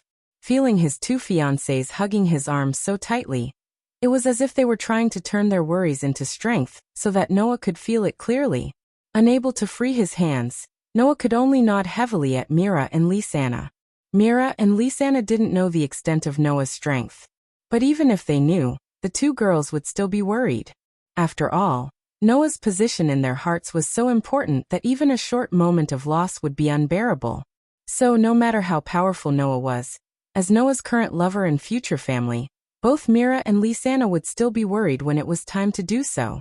Realizing this, Noah withdrew his hands and hugged the 2 girls tightly. Mira and Lisanna immediately hugged him back. Instantly, the 3 of them were immersed in the warmth. Chapter 1039. The sky was blue, and there were no clouds in sight. Compared to the dark clouds and heavy rain yesterday, it was simply the opposite of the extreme. Whoosh! At a certain moment, accompanied by a sharp sound of breaking through the air, an extremely gorgeous flying ship suddenly shot out from the other side, leaving behind 2 long jets of light. Like a stream of light flashing through the sky, it cut through the sky at an extremely fast speed, flying to the other side of the distant horizon. Taking a closer look, it turned out to be a flying ship made of bright gold and emerald gems. There was a throne in the center. It looked like a small plane, but it was thousands or tens of thousands of times more gorgeous than an ordinary plane. And on this extremely gorgeous airship, there were many figures. It was the fairy tale team composed of Noah, Alusha, Naz Gray, Lucy and Hubby. They were about to participate in the crusade against the 6 demon generals. Oration cease. Undoubtedly, the airship was flying at a speed that could even match that of a fighter jet. Noah and his party, who were riding on the gorgeous airship, didn't feel any strong pressure or wind at all. It was as if they were on flat ground. Only their hair was fluttering in the wind, which looked incredible. In fact, Alusha, Lucy, and Gray were really in a state of disbelief. Alusha was standing on the edge of the airship, looking down. What she saw was a terrifying height that almost made her dizzy and the scenery that was flying backward at a rapid speed, which made Alusha's emotions somewhat stirred. To travel at such a speed, we are not affected in the slightest. This is too inconceivable. Are these really all gold and gems? Lucy, on the other hand, was touching and looking left and right.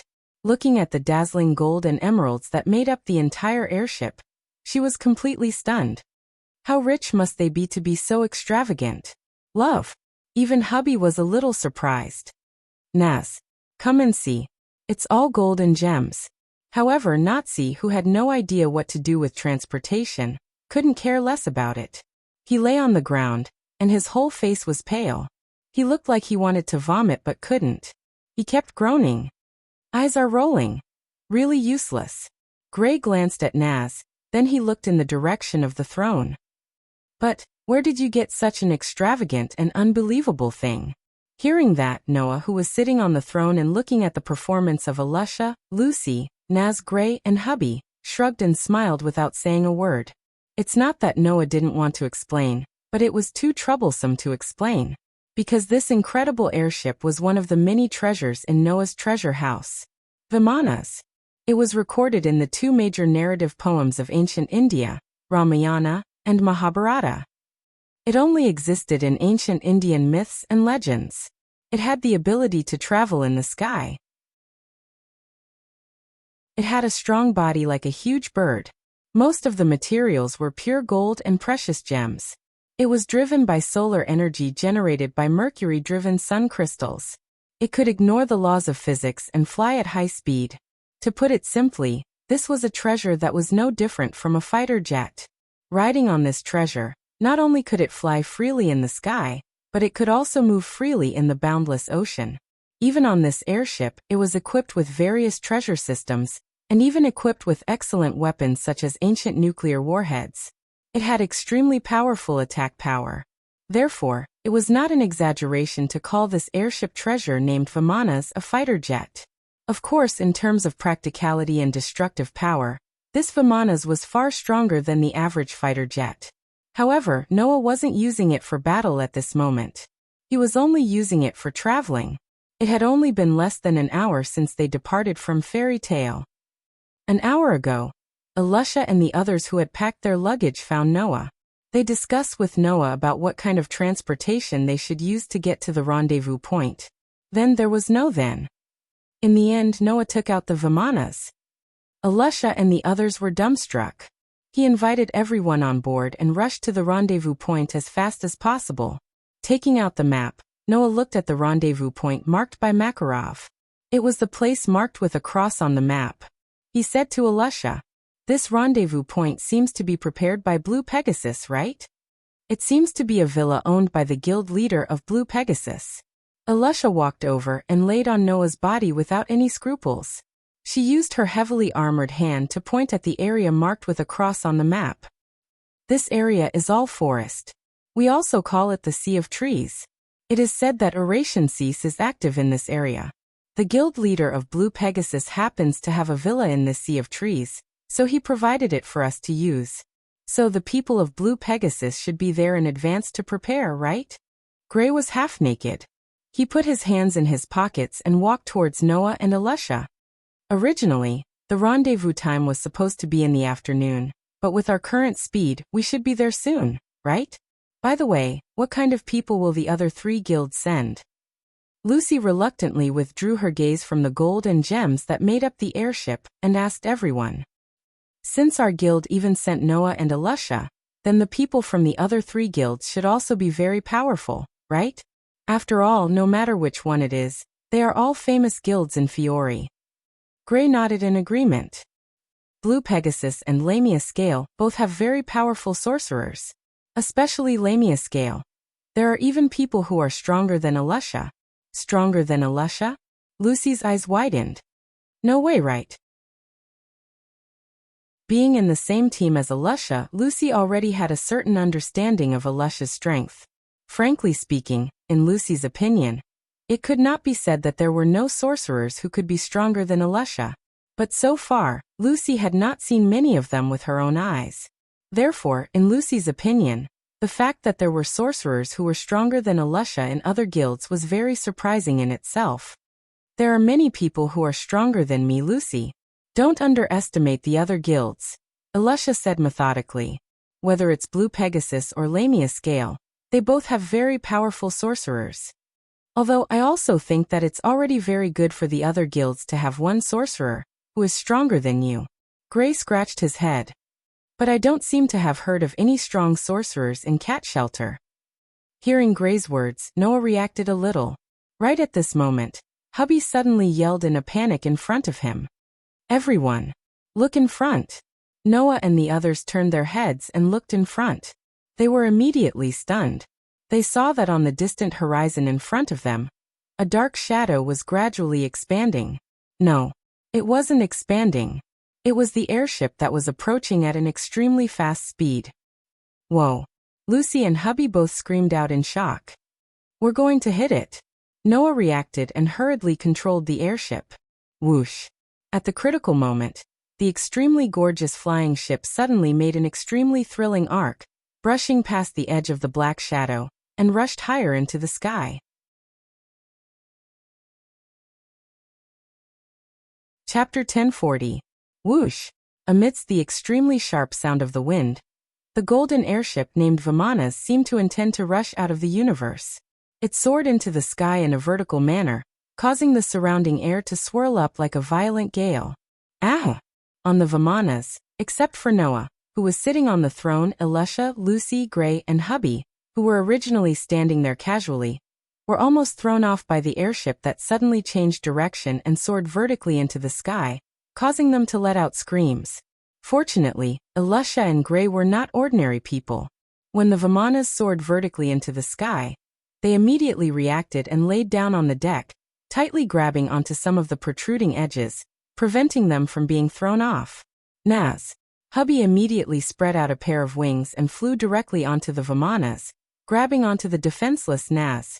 However, Hubby just happened to grab onto Naz's scarf, causing Naz, who was already pale due to the transportation, to turn ashen, and he almost foamed at the mouth. Oh! Only Lucy, whose physical ability was not much better than an ordinary girl, was unable to react in time. Her feet had already left the Vimana's deck, and she screamed as she fell downwards. Lucy! Alusha and Gray exclaimed at the same time. Why am I the only one? Lucy, on the other hand, let out a tearless cry. Her whole body flopped a few times as if she was swimming in water. Unfortunately, it was of no use. Pa! Just as Lucy was about to fall off the Vimana's deck and be thrown off, a hand suddenly reached out from the throne and grabbed onto Lucy's hand. Lucy, who thought she was completely done for, raised her head and looked at Noah, who was sitting on the throne, tightly grabbing onto her hand, and cried out. Noah. Noah did not have the spare energy to respond to Lucy's words. He was trying his best to control the Vimanas, making it turn around. Whoosh!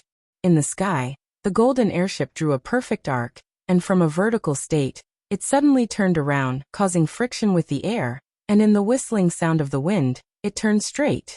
After that, the golden airship named Vimanas slowly came to a stop and hovered in mid-air, no longer moving. Ha! Ha! Ha! Ha! Alusha, Gray, Naz, and Hubby all sat on the ground in an instant, as if they had just survived a disaster, and gasped for breath. Noah also got up from the throne, and placed Lucy, who was in his arms, on the deck, and let out a sigh of relief. Luckily, it was a close call. There was almost a traffic accident in the sky. Lucy also had some lingering fear, patting her full chest, and with some sweat on her delicate face, she forced a smile at Noah. Thank you, Noah. Don't thank me, Noah said with a bitter smile. The one who almost made you fall was me. That's not your fault. Lucy waved her hand and shook her head, then complained. It's all that Black Shadow's fault. Then what is it? Gray stood up with difficulty, his face still a little ugly. It almost got us killed. After Gray said this, the rest of the people came to their senses, and all of them gathered at the edge of the Vimanas, looking down, because the Vimanas had ascended vertically for quite a distance. Everyone could only see a black shadow hovering in the sky below. They were simply unable to see its body clearly.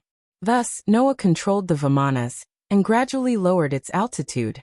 However, just as Noah and the rest were gradually able to see the true face of the black shadow, a voice suddenly resounded, as if it was amplified by a microphone, and suddenly resounded in the sky.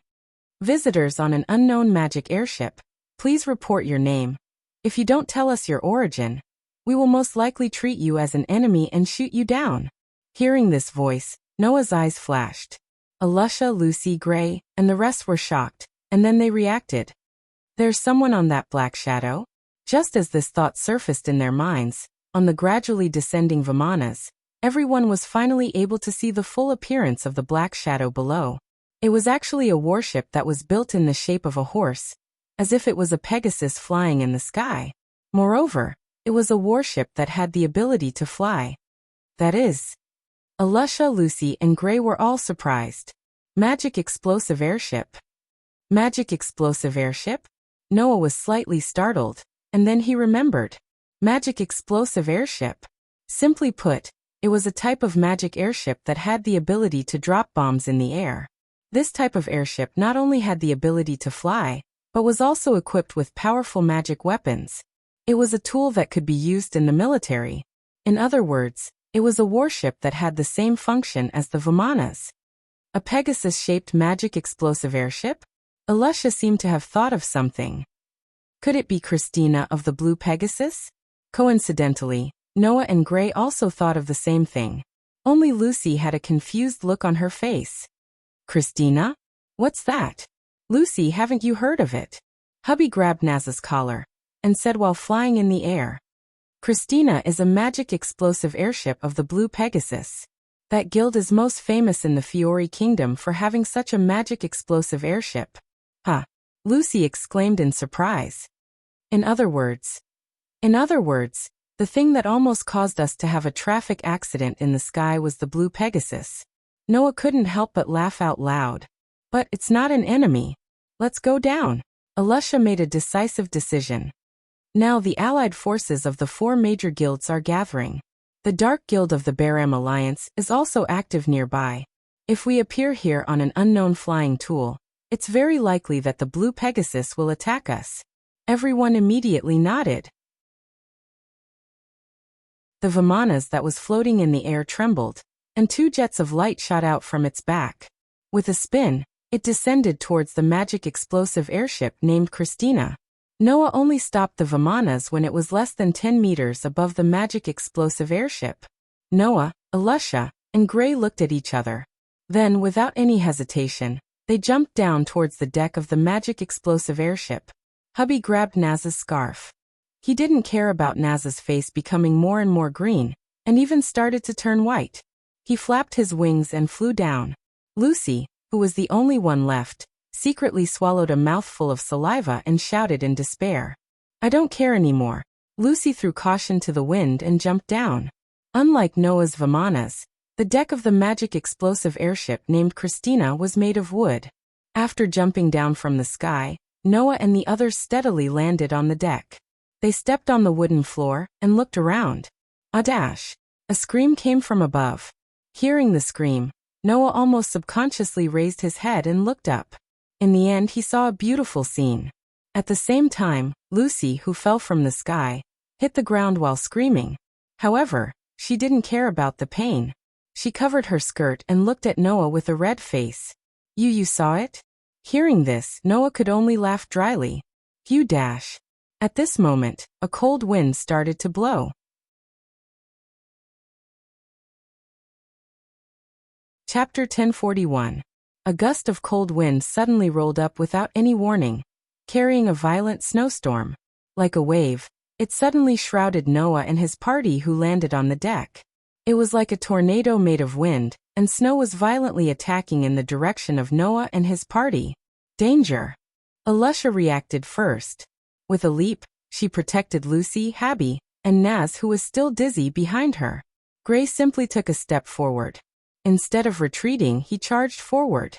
His body suddenly surged with a burst of cold air that was even denser than the ice and snow tornado. Under Gray's control, it gathered in his hand. Even if it's snow, freeze it for me. In Gray's shout, the amazing coldness burst out from his raised palm. turning into bursts of turbulence that swept towards the violent snowstorm. Kacha kacha kacha. Suddenly, the snowstorm swept by the cold air from Gray's hand began to freeze. After a while, it condensed into ice dregs and fell to the ground. Seeing this scene, Noah, who was guarding at the back, was surprised. Gray actually froze the snowstorm? Moreover, looking at the degree of magic power surging around Gray's body like a storm, it was clearly stronger than before. It seems that in the month when Noah left this world, Gray seems to have been tempered in the long crusade mission like Alusha, and become stronger than before. If this continues, it is estimated that in another 1 or 2 years, Gray will definitely be able to reach the level of an S-rank archmage, right? Obviously, when Noah didn't know, Gray was also growing smoothly in his own way. And it was definitely not just Gray. Including Naz, the rest of the friends in Fairy Tale must have had their own growth. This fact was told to Noah. He was not the only one who was constantly getting stronger. The person who attacked Noah and the others didn't seem to expect this result, and exclaimed in surprise. You actually froze my snow? Noah and his party immediately raised their eyes and looked ahead. There, a figure quietly appeared without them knowing. He also stretched out a hand in the direction of Noah and others, and a tornado mixed with snowflakes was rolling in his hand. Needless to say, it was this person who had just attacked Noah and others. Gray was about to step forward, but he was stopped by Noah. Looking at the figure who stretched out his hand and launched an attack, Noah suddenly spoke. Could it be that this is how the Blue Pegasus entertains its guests? As soon as his voice fell. This is really rude. With such a sentence, 2 other figures also quietly appeared in front of the deck, and stood together with the previous figure. As Gray withdrew his magic, the ice shards that fell on the ground suddenly evaporated, making a strange sound and slowly disappearing. In front of them, the 3 figures who had gathered together walked out of the shadows, and appeared in front of Noah and the others. They were 3 rather young teenagers. Hello. The young man standing in the middle bent down, as if inviting a woman to dance, appearing very polite. I am Xiang of Blue Pegasus. Please allow me to introduce myself. The short young man standing on the left also bowed. I am Ivan of Blue Pegasus. Although you came uninvited, we still have to give you a little welcome. The dark-skinned young man standing on the right crossed his arms, but his movements did not lose their elegance, and said with closed eyes. I am Lotus of Blue Pegasus. The 3 Blue Pegasus magic shooters who introduced themselves one by one, as if they were acting in a stage play, and as if acting cool was an instinct, they simultaneously revealed a handsome smile to Noah and the others. It had to be said that these 3 Blue Pegasus magic shooters indeed had good looks. Although their movements seemed to have some unnecessary postures, there was a kind of sparkling feeling. It was believed that some pure and innocent girls would be very fond of this type of man, right? For example, Lucy. So handsome. Lucy couldn't help but murmur, and then immediately reacted. She shook her head and stammered to the 3 Blue Pegasus magic shooters. Why did you attack us? The one who answered Lucy's question was not the 3 Blue Pegasus magic shooters, but Alusha, who was protecting Lucy behind her. This is also something that can't be helped. If it were me, and someone suddenly appeared on my guild's magic explosive airship, I would also take down the opponent first. Alusha looked straight ahead. Am I right? Oh. The young man named Xiang looked at Alusha. Are you Alusha Chocolito of Fairy Queen ? Alusha Chocolito? Ivan's eyes lit up. Fairy Tale's Fairy Queen ? So that's how it is, you are Fairy Queen ? The young man who called himself Lotus also cast his gaze on Alusha, and then swept his gaze over the others. In other words, you are the magic shooters of Fairy Tale? Under Lotus's inquiry, Alusha did not speak, but turned her gaze to Noah, who was quietly watching. Noticing Alusha's gaze, Noah nodded and also did not speak. He just raised his right hand, exposing the back of his hand in front of the 3 Blue Pegasus magic shooters. Noah's hands were branded with an imprint on the back of each hand. The back of his left hand was branded with the proof of the contract with Aster, the elven imprint. The back of his right hand was branded with the Fairy Tale Guild emblem. Seeing Noah's action, Alusha, Gray, and Lucy understood one after another. Immediately, Alusha slightly undid the shoulder armor on her left arm, exposing the dark blue guild emblem branded not far from her shoulder. Gray pointed to the guild emblem branded on his chest. Like Noah, Lucy also raised her right hand, revealing the emblem branded on the same position as Noah's. Seeing this, Xiang, Ivan, and Lotus looked at each other. It seems that you are indeed members of Fairy Tale. However, is that magic floating airship also a property of your guild? Echo extended his hand and pointed at the golden airship hovering in the sky. We've never heard of such a thing in Fairy Tale, have we? Hearing Xiang's words, Noah smiled faintly. That is my personal item. It has nothing to do with Fairy Tale. After that, Noah raised a hand that a huge golden ripple appeared in front of Vimana's, and rippled out. The airship, which was made of bright gold and emerald gems, immediately vibrated and flew toward the golden ripples. In the next second, as if it had entered water, it stirred up a circle of ripples and entered the golden ripples, disappearing without a trace. At this time, Noah stepped forward and said to the three sorcerers of Blue Pegasus, "Sorry, we came a little early. Can you let us see your person in charge first?" Not knowing if it was because they were shocked by Noah's inconceivable means, Xiang, Lotus, and Ivan nodded at the same time, retreated to the shadows, and opened a door on the deck. "Please come this way. Lord Iya is waiting for you inside." Noah nodded. However, at the side, Alusha's expression suddenly froze. Iya. Chapter 1042. Noah, who was about to follow the three magic shooters from Blue Pegasus into the inner room, noticed that something was wrong with Alusha. "Alusha?" Noah asked doubtfully. "What's wrong with you?" I'm fine." Although Alyssa said that she couldn't adjust her stiff face no matter what. In the end, she even began to break out in cold sweat. Gray, Lucy, and even Nazi, who was still dizzy, twitched their mouths because of Alusha's behavior, and they couldn't help but take a step back. Nah. Lucy's mouth twitched again and again, and she also broke out in cold sweat. "Alyssa isn't afraid, is she?" "You. What are you talking about?" Gray said with a smile, but that smile was extremely stiff. That's Alusha, the Alusha who is not afraid of anything. How can she be afraid?" However, as if she wanted to make the final rejection of Gray's extremely reluctant words, Alusha's body began to tremble. This time, even Gray and Lucy were afraid. As long as one was a member of Fairy Tale, it was impossible for them not to know how ferocious Alyssa was. Just like what Gray said, in the past, it was only others who were afraid of Alusha. When was it Alusha's turn to be afraid of others? Nazi and Gray were scared to death of Alusha, and even Lucy understood the fierce and terrifying side of Alusha's inner heart after a long time of getting along with her.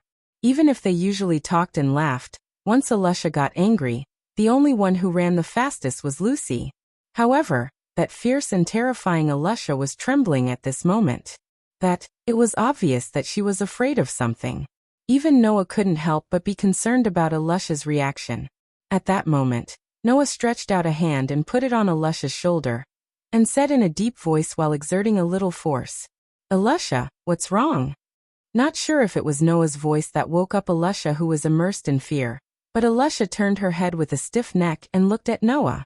Immediately, she took a slow breath and grabbed Noah's hand. "Sorry, Noah. I know you just want to be a safeguard by our side, and you have more important tasks, but I have to face one night. Please spare me." Hearing this, Noah understood. Alusha was actually afraid of the person called One Night. Then what is the origin of that one night? Lucy asked in a trembling voice. Even Alusha is afraid of him? No way. Gray swallowed a mouthful of saliva.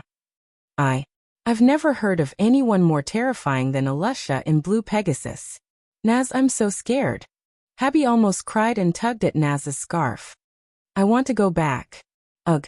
Naz, whose face was getting more and more pale, could only make a soft sound. I saw the kingdom of heaven." Only Noah, while feeling puzzled, also became somewhat serious. "Who is that person One Night?" Alusha didn't know whether it was because she didn't dare to comment or because she didn't know how to comment. After stuttering for a long time, she took a deep breath. As a magic shooter, I admit that he is indeed quite outstanding, but as a human, I think I can't accept someone like him biologically. The inexplicable speech from Alusha made Noah and the others look at each other. And at the same time, they were even more puzzled. What the hell is this? In short, since one night is here, you will understand when you see him. Alusha rubbed her temples as if she had a headache. But if possible, Noah, later on if necessary, you must make a move, don't let him pester me. After leaving such a sentence, Alusha mustered up her courage and walked forward. She looked like a soldier who was ready to see blood on the battlefield. Noah was really starting to be curious. In Blue Pegasus, there was actually a magic shooter who could make Alusha show such an expression and performance. It seemed that the people sent by Blue Pegasus to join the alliance were a bit amazing. Noah, who was holding this thought, didn't know. 3 minutes later, he realized how foolish and naive he was at this time. Naive to the point that Noah wanted to strangle himself at this time. Under the lead of the 3 magic shooters of Blue Pegasus, Noah and the others walked into the interior of the magic explosive airship named Christina, and came to a room that looked like a bar. After walking in front, Xiang, Lotus, and Ivan entered the room.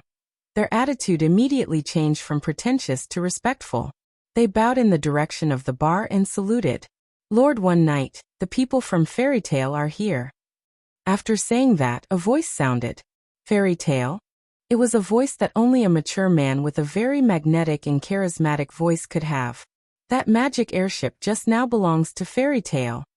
Accompanied by such a voice, from the direction of the bar, an unusually tall and handsome figure holding a wine glass full of red wine walked out.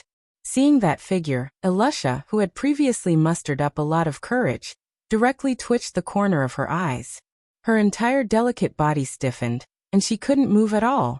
Seeing Alusha like this, Gray and Lucy's hearts began to beat faster, and they stared at the figure closely. That's the person that even Alusha is afraid of? Gray and Lucy were completely nervous. Even Noah narrowed his eyes slightly, watching the figure slowly walking out of the darkness. However, as time passed and the figure got closer and closer, Noah, Gray, and Lucy all felt that something was wrong, because the figure of the figure was actually shrinking bit by bit. In the end, it even became as short as a child. At this time, Noah noticed that figure only looked tall and handsome under the effect of the light. Then, as the figure got closer, the effect of the light began to disappear. In the next moment, the owner of the short figure was exposed in front of Noah and the others. Oh! With an extremely magnetic and charming voice, the owner of the voice was a man who was less than 1.5 meters tall. His body was bloated, and he had a face that was no different from a pancake. His face was covered in pores, and his facial features were pieced together to create a face that made people despair. Isn't this Miss Alusha? This is truly a meeting of fate. Gray and Lucy, who originally thought that the other party was a big shot because of Alusha's reaction, looked at the ugly man who posed in a pose that he thought was very handsome. But now, their faces were twisted. Not to mention Gray and Lucy. Even Noah's eyes couldn't help but almost pop out of their sockets. The previous curiosity and expectation combined with the huge gap at this moment, the cruel scene called reality made his heart clench, and his head almost explode. Under such circumstances, the other party actually cast his gaze in the direction of Noah. Then he opened his big nostrils and sniffed Noah's body. Oh, this strange smell. Could it be that you are? Noah didn't hear the rest of the words. Noah could not hold himself back at all when he saw the other party widening his nostrils and moving his unique face closer to Noah's body and sniffing him bit by bit. So Noah exploded. Who? Without any hesitation, Noah spun around and threw out a kick. Amidst a strong gust of wind, he kicked out heavily. Bang! Amidst a resounding muffled sound, Noah's foot directly sunk into Iye's face that was filled with pores and beard, deeply sinking in that unique face. Man! With a peculiar catchphrase, he flew out in one night.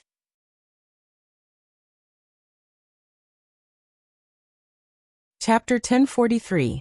It had to be said that before Noah made his move, no one present was able to react in time. When everyone present began to react, Iye was already sent flying by Noah's heavy kick. His bloated body bounced on the ground several times like a rubber ball before crashing into a wall, causing the wall to crack. Master Iya. The three handsome archmages from the Blue Pegasus were shocked and immediately glared at Noah's direction. How dare you attack our senior Iya? How dare you send our teacher Iya flying? How dare you do such a thing to our boss Iya? The three archmages from the Blue Pegasus spoke in unison, leaving Lucy speechless. Just a moment ago they were calling him master, and now they were calling him senior, teacher, and boss. Is that the person in charge of you? Noah's face was ashen as he showed a fake smile to Xiang, Lotus, and Ivan. So the person in charge of the Blue Pegasus has a hobby of sniffing people he just met? That's not a hobby, Xiang corrected him righteously. That's just Senior Iya's way of greeting people. A way of greeting people. Gray and Lucy's eyelids began to twitch. As archmages who had to travel all over the continent all day to carry out missions, they had seen many ways of greeting people. However, whether it was Gray or Lucy, they could say with absolute certainty that no one would use such a way of greeting people.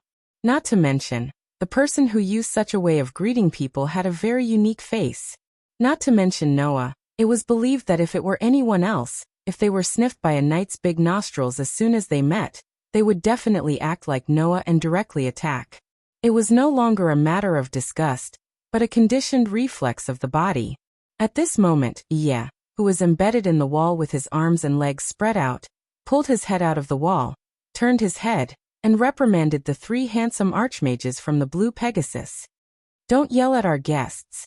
But teacher Iya, Ivan said with some indignation. He hit you. He was the one who hit me first. Lotus put her hands in her pocket, looking very arrogant. It's fine if he was hit by a woman, but the other party is a man. Boss Iya, we can't just let it go. Hearing this, the members of Fairy Tale really wanted to chime in on the conversation. Just let it go when he was hit by a woman? How could he be so immoral? On the contrary, Yi acted as if nothing had happened. He straightened his collar and said in a serious tone. Don't say that. Maybe that's his way of greeting. We can't be so rude. Hearing this, Noah almost couldn't control his body and fell to the ground. It's fine if he looks so unique, but if even his personality and thoughts are so unique, it's no wonder he can create such a character. The world is really big, and there are all kinds of strange things. Just as this thought appeared in Noah's mind, Yi stared at Noah and spoke in a voice that didn't match his appearance at all. Besides, if that Noah Dole really wanted to hit me, I wouldn't be able to stand up. Noah Dole? Xiang Lian and Ivan were stunned at the same time, and then they all looked at Noah in surprise. He's that Noah Dole? In this world, Noah was considered to be quite famous. There were 3 reasons. One of the reasons was because Noah was Makarov's grandson. As a senior among the 10 great St. Magus masters, it was likely that no one would not recognize the fairy tale Makarov. As the grandson of Makarov, Noah was destined to be famous when he inherited the surname of Dole. The other reason was a piece of news that had recently spread throughout the entire continent. The guild leader of the Phantom Lord, who was once on equal footing with Fairy Tale, and had the ability to compete with Fairy Tale for the position of the #1 guild in the Kingdom of Fiori, was killed by Noah. Another one of the 10 Saint Magi, Joseph, had been killed by Noah. To be more precise, it was the news that the guild leader of the Phantom Lord, Joseph, was killed by a golden wolf under Noah's command. This news had long been known to everyone. At that time, Noah was even called by the council because of this matter. One could only imagine how big of a commotion this matter had become. As a result, Noah's reputation was even greater. Then there was another reason. That famous cover girl, the fiancée of Mira Jenny Strauss? Mira looked at Noah with a scrutinizing gaze. I didn't expect it to be such a man. If it was said that Makarov, who was one of the 10 great St. Magus masters, as long as he was a mage he would definitely know about him. Mira's reputation was something that even ordinary civilians had to know about. There was no other reason. In this world, Mira had always been at the top of various magazine covers and rankings to evaluate women's charm. She had never fallen to second place. Therefore, in terms of popularity, Mira was definitely greater than any of the 10 great St. Magus masters. She was simply like a national idol. Among the single and even married men, at least 80% of them were intoxicated by Myra's beauty. Even women had to fall in front of Myra's popularity. To put it bluntly, Myra was another meaning of Lien Subble. When such a popular idol got married to Noah 1 or 2 months ago, on the mainland, it was unknown how many people cried directly. As a result, even if Noah didn't want to be famous, it would be difficult. Especially for pretentious handsome men like Myra, Lien, and Ivan. A beautiful girl that they couldn't help but praise. It was difficult for them not to know about the existence of Noah. Seeing that the 3 handsome mages of the Blue Pegasus were looking at him with scrutinizing and envious eyes, Noah's eyebrows slightly raised, and then he cast his gaze on Iya. "You're called Iya, right?" "That's right." Iya stood on tiptoe as if dancing, making a narcissistic posture. "I exist for thousands of girls, Iya. Why don't I just call you Iya?" Noah resisted the urge to turn around and leave as he asked, "How's the gathering of the Alliance?" When it came to business, Iya's face became serious. "We are now on our way to the gathering point. Because we encountered an unknown magic airship on the way, we stopped. But we didn't expect it to be the airship of the fairy tale. Since you as the host haven't arrived yet, that means that the people from the other 2 guilds haven't arrived yet, right?" Noah said. "If possible, I hope we can gather as soon as possible to complete the mission." As soon as possible. Iya was stunned. Is there a need to be so anxious? This time we don't only have the mission to suppress the Baram Alliance's Dark Guild, we also have another mission to complete. Noah shook his head. "So if possible, I hope we can start a bit earlier." "Is that so?" Iya rubbed his wide chin and nodded. "Although I'm curious about the other mission, since you said so, then we'll hurry over as soon as possible." After saying that, Iya ordered Myra, Lien, and Ivan. "From now on, go full speed ahead." "Yes." Myra, Lien, and Ivan stood at attention and rushed out of the room. Thus, the magic explosive airship named Christina immediately sped up and flew toward the gathering point of the Allied forces.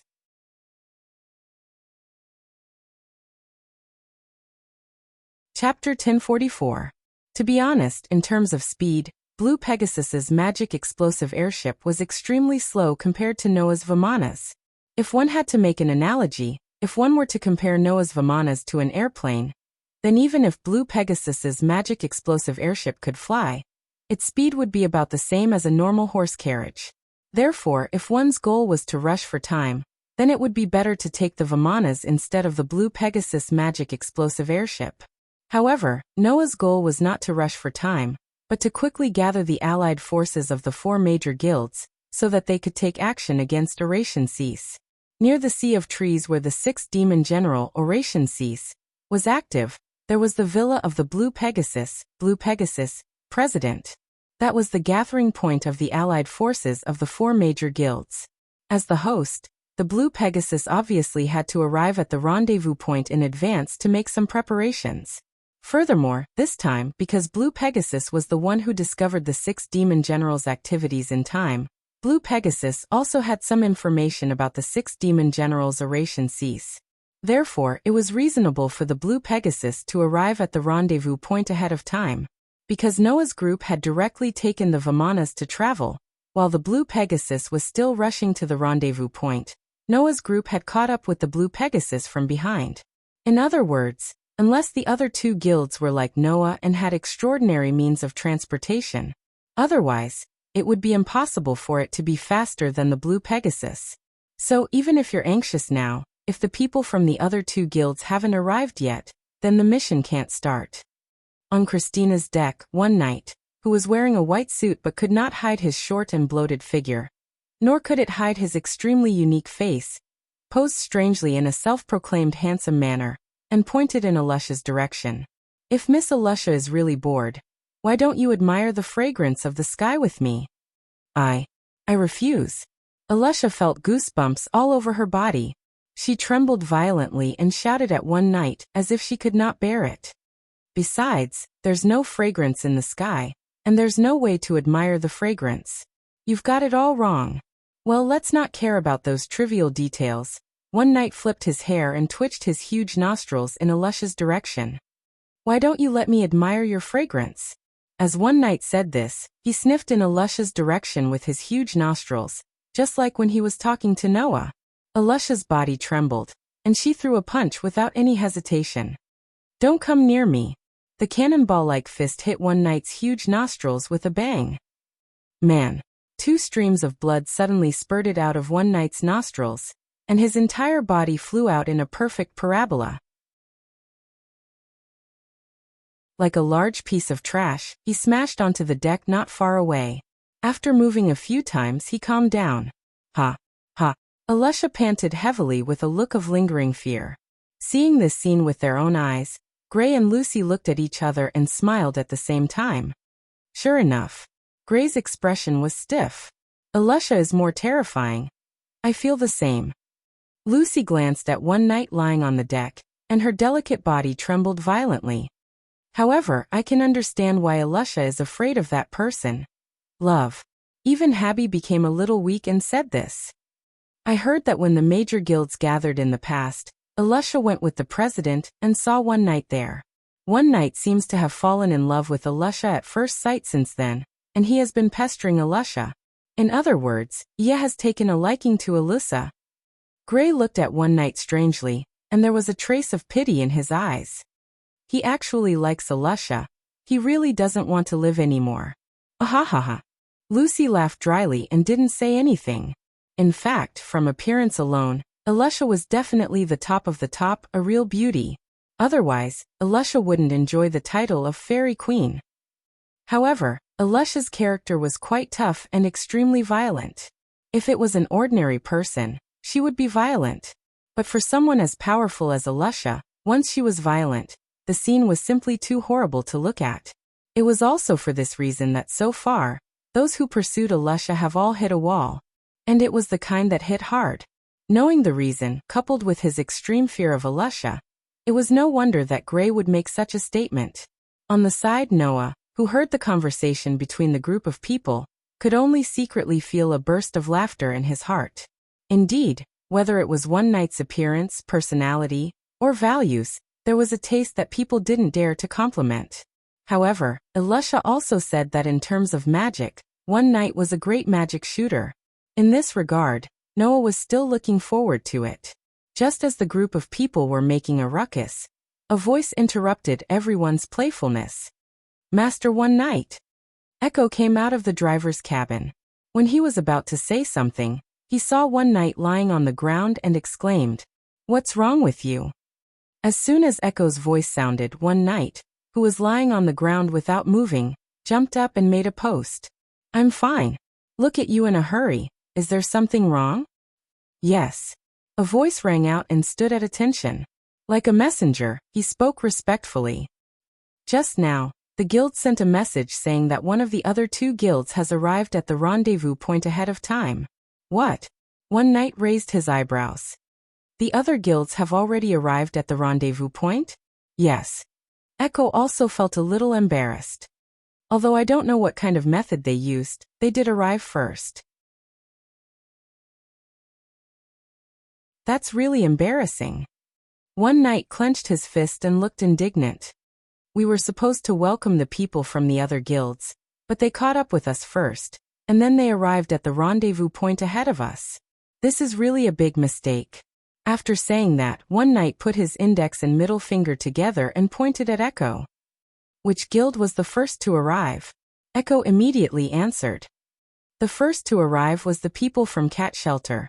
This sentence made Noah, who was quietly listening at the side, raise his head. "Cat Shelter?" He asked in confusion. "How many people came? Who are they?" "That." The voice suddenly became hesitant. "It said that only one person came." "Only one person?" One knight was stunned. "Only one person?" Alusha and the others were also stunned.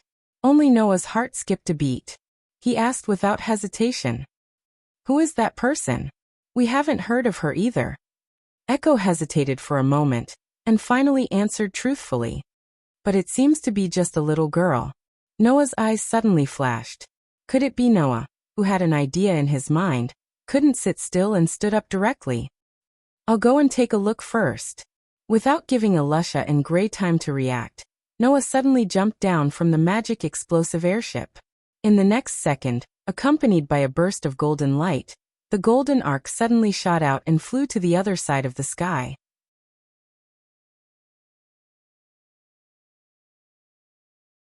Chapter 1045. Xiao. The sharp sound of something breaking through the air was incessant, causing the originally peaceful sky to seem as though it had been disturbed, causing waves of turbulence in the air. The entire body of the ark was a resplendent gold and beautiful emerald green. It was like a flying bird, and like a golden meteor. It flashed across the sky and flew forward at an extremely fast speed. Noah, who was sitting on the throne of the Vimanas, looked at the scenery that was constantly moving backwards. He identified the map in his hand, and after confirming his current location, he raised his eyes and looked forward. Is it there? Following the flight of the Vimanas, a boundless sea of trees appeared before Noah's eyes like a boundless sea of green. As the Vimanas soared through the horizon neared the sea of trees, its speed gradually slowed down. Only when it reached the edge of the sea of trees did it come to a complete stop, as it hovered in mid-air. The villa of the Blue Pegasus is somewhere around here, right? Under Noah's control, the flying relic named Vimanas started to slowly rotate around the surroundings. It was just like a flying bird that was slowly circling the area.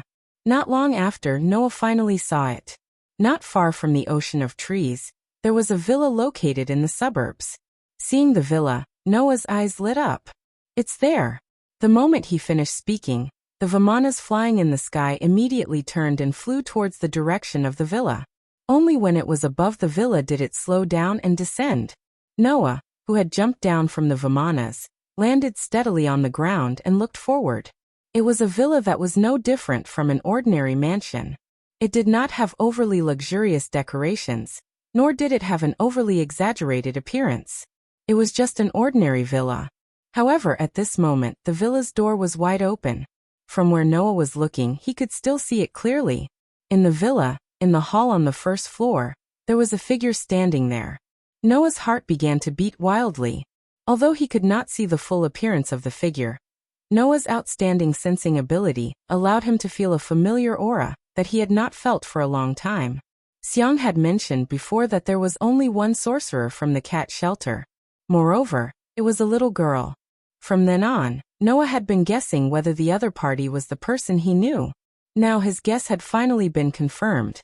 Lifting his feet, Noah could not help but walk towards the villa. When Noah arrived at the villa's door, in the villa, a tender and cute voice echoed. "Why is no one here yet?" Her voice faintly carried a feeling of weeping, causing one's mind to immediately conjure up the scene of a cute little girl, using a pitiful expression to say these words. After his voice faded away, another voice filled with helplessness rang out. "You have asked this question several times, so didn't I tell you not to come so quickly?" But the tender and cute voice began to have a little timidity. "I want to see Big Brother Noah as soon as possible." Hearing this sentence, the other voice was a little angry. "This sentence again. You always talk about Big Brother Noah and Big Brother Noah. Didn't I tell you before that although there are people from Fairy Tale participating in the alliance, it might not be your Big Brother Noah?" As if there was no way to refute this sentence, the owner of the tender and cute voice was speechless. Hearing this, Noah's fluctuating heart calmed down, and a smile hung on his face. Not knowing if it was because they sensed Noah's presence, the person in the villa turned around and looked in the direction of the door. Only then did Noah see the full appearance of the figure he saw outside. It was a young girl. She was only around 13 or 14 years old, and was about 150 centimeters tall. She was a petite girl who wasn't even 150 centimeters tall. Of course, although the young girl was petite, her appearance was very cute. Not only was she wearing a blue and yellow dress, but she also had a delicate and pitiful atmosphere, which would definitely make people subconsciously have feelings of love for her. The most eye-catching thing was the long dark blue hair of the young girl. Like a waterfall, it was vertical reaching the waist, very elegant dark blue hair. Seeing that dark blue waist-length hair, Noah seemed to be able to see the little girl with dark blue shoulder-length hair, and his eyes fluctuated. When Noah was observing the other party, the The petite young girl also cast her gaze on Noah. Then, a doll-like cute and delicate face completely froze. Noah could see it. In the young girl's eyes, there were emotions of surprise, confusion, doubt, and disbelief. In addition to these emotions, there was another emotion that occupied almost all of that pair of beautiful big eyes. That is excitement. Looking at Noah, who appeared in the direction of the door, the young girl clenched one hand in front of her body, as if she saw a close family member, but she was a little uncertain, timid, and pitiful that she couldn't go forward to greet him. However, not knowing if it was because the excitement occupied most of the young girl's heart, in the end, the young girl still mustered up the courage. Excuse me, you are. Hearing this, Noah smiled, very helpless. Don't recognize me? Saying such a sentence, Noah half squatted down and cast a gentle gaze on the young girl. But I knew you were coming before I saw you, Wendy. It has been 7 years since Noah and Wendy separated. In 7 years, Noah has grown from a child to an adult. His temperament and appearance are very different from back then. On the contrary, Wendy can vaguely see a trace of the past. But, you have also grown up. Hearing Noah's voice, the young girl Wendy's eyes finally filled with excitement. Big brother Noah. Like a fledgling returning to its nest, Wendy suddenly pounced in Noah's direction, buried her head, and dove into Noah's embrace. Noah almost immediately opened his arms, tightly hugging the pouncing Wendy, and immediately patted Wendy's head. You have really grown up, Wendy. Big brother Noah. Big brother Noah. Wendy buried her head in Noah's embrace, with a trace of a crying voice sounded. I finally see you again. I have missed you so much. Up until 7 years ago, Wendy was still isolated from the rest of the world, never having interacted with a single person. In her life, she did not even have a mother, and was an orphan who was raised by a dragon named Grandini. 7 years ago, the dragon Grandini disappeared, and the young girl Wendy became completely alone, wandering helplessly in the forest. Even now, Noah has not forgotten. Back then, he had only made the slightest noise, and this young girl was immediately frightened and hid. Before that, the young girl had also caused a ghost sweeping incident, which almost caused a huge riot. Apart from Grandini, the first person Wendy saw in her life was Noah. Wendy still remembered it to this day. Back then, when Grandini disappeared, Noah found her hiding in the bushes, trembling, and reached out to her. If there was one person in this world who was the most important to Wendy, it would definitely be the mother who raised her, Grandini. However, if there was one person who was the most important to Wendy in this world, it would be Noah, and no one else. Feeling the longing in Wendy's heart, Noah was touched. Undoubtedly, they had been separated for as long as 7 years, but Wendy did not show the slightest trace of resentment, which dissipated the trace of unfamiliarity in Noah's heart.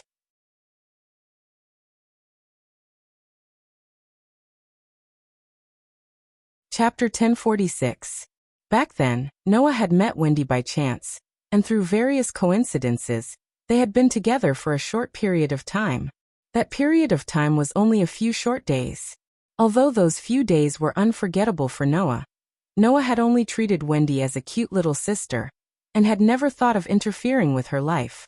Otherwise, after knowing that Wendy had been placed in the cat shelter by Mishgang, Noah would have gone to find her long ago. The reason why he hadn't done so was because he thought that the short few days of interaction back then was only a small interlude to Wendy. After 7 years of tempering, it should have long been forgotten.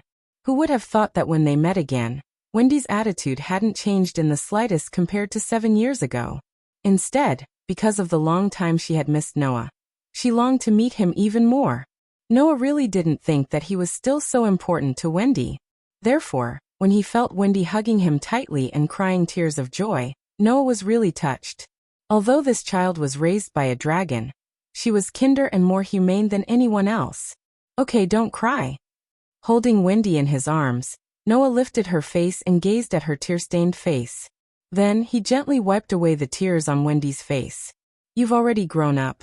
Why are you still crying so much like before? Because, Wendy sobbed as she allowed Noah to wipe away her tears. I really miss big brother Noah. Really? Noah sighed and patted Wendy's head. I miss Wendy too. This was the truth. Although he didn't want to interfere with Wendy's life, Noah didn't forget that short few days 7 years ago. Otherwise, Noah wouldn't have volunteered to participate in the alliance just because there was a cat shelter in the alliance this time. It's just that compared to 7 years ago, you've changed a lot. Noah suddenly smiled. You're already able to participate in such a dangerous mission alone. However, as soon as this sentence fell, a voice answered Noah's words. I'm not alone. This voice woke Noah up. Indeed, before entering the villa, Wendy seemed to be talking to someone. It was obviously Wendy's companion. However, undoubtedly, Blue Pegasus had said that this time, there was only one magic shooter who came to participate in the Alliance's cat shelter. Could it be that person wasn't Wendy? Thinking this way, Noah also turned his gaze towards the source of the voice. However, the scene that entered his sight made Noah completely stunned on the spot. He saw that not far in front of Wendy, there was a figure that was only about 20 or 30 centimeters tall. It was a cat. The cat had white fur all over its body, but a pair of pink ears. It was wearing a short red dress and a bow on its tail. It was obviously a female cat.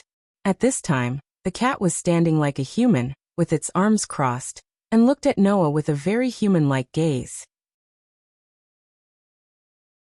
You're the brother Noah that Wendy always mentions every 2 to 3 days, the one that has been on her mind for so many years.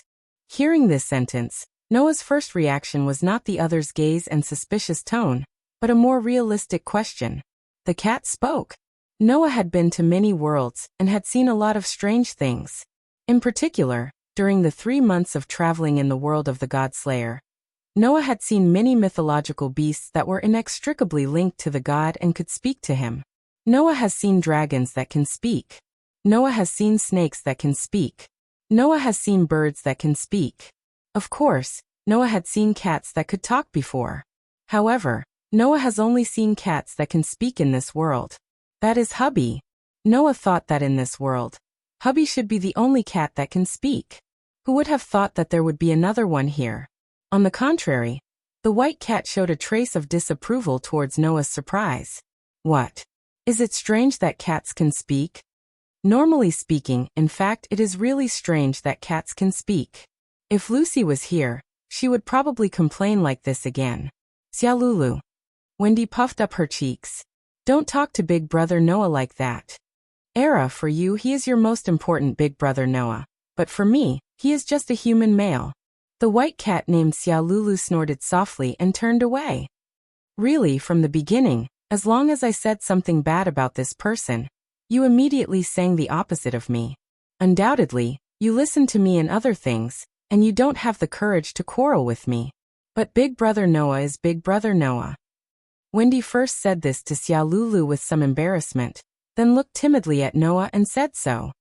Big Brother Noah, don't be angry with Xiaolulu. If it weren't for Xiaolulu, I wouldn't have been able to see Big Brother Noah so quickly. Although before that, I didn't know whether Big Brother Noah would come or not. That's why I said, you are a really troublesome child.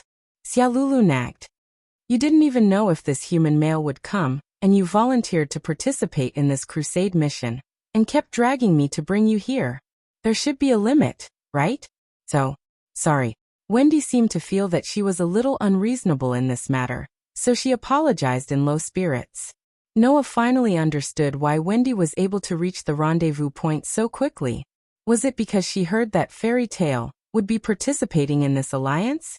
Wendy was probably holding on to a trace of hope that she could see Noah here, so she rushed here in a hurry? Thinking of this, Noah was really ashamed. Although Noah missed Wendy very much, it could not compare to Wendy's longing for him.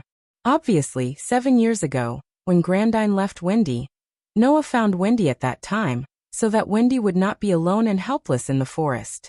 This left a deep impression on Wendy's young heart. Then Noah patted Wendy's little head and looked at Xiaolulu. You are Wendy's friend, right? Thank you for tolerating Wendy's stubbornness. Hearing Noah's frank thanks, Xiaolulu was not used to it, so she deliberately snorted and said this. I was just worried that Wendy might be deceived by someone. It has nothing to do with you. Seeing Xiaolulu's reaction, Noah could not help but laugh. This white cat was completely different from Hubby. If Hubby was a nonsensical street performer, then Xia Lulu would be at Sundra, right?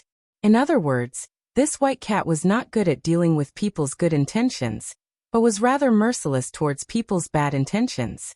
Anyway, thank you very much, Noah said to Xia Lulu, then turned back to Wendy in his arms and stroked Wendy's head. Tell me how you have been for the past 7 years. Wendy nodded heavily, and an extremely cute smile appeared on her face. Noah could not help but hug the little body in his arms a little tighter. It was precisely because of this that Noah did not notice it. When he was very happy with Wendy, a silver dagger on his waist exuded a faint light. About 2 hours later, Alusha and the others finally arrived at the villa. As soon as they arrived at the villa, Nazi seemed to have been liberated and breathed a sigh of relief. The others were frightened by the scene in front of them. Your acquaintance? Alusha, Lucy, and Gray looked at Wendy, who was standing next to Noah, and looked at each other. Cat. Ye Xiang Lian and Yifan pointed at Xia Lulu and made a fuss about nothing. As for Hubby, the moment he saw Xia Lulu, he was completely stunned.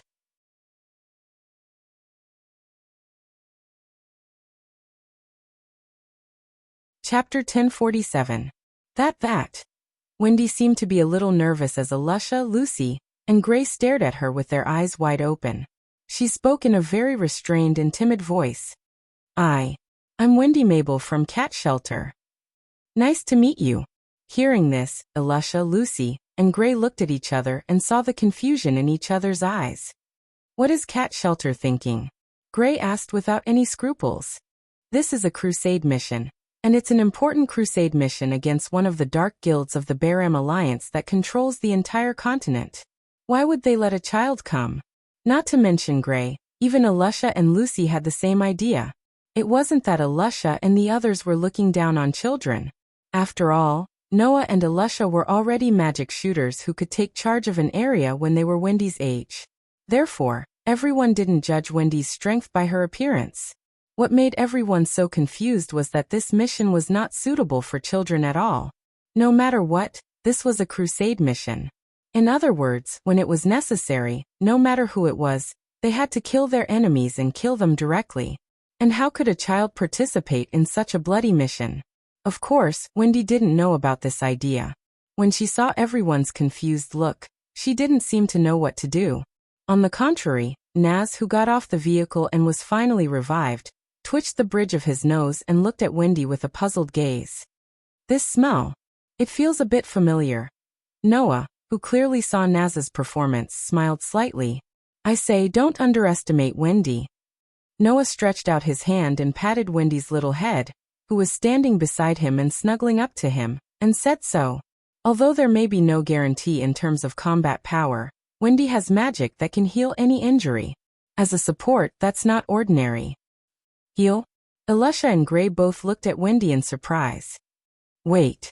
Lucy seemed to have thought of something and said in surprise. Healing magic? Isn't that a magic that has been lost? Yes.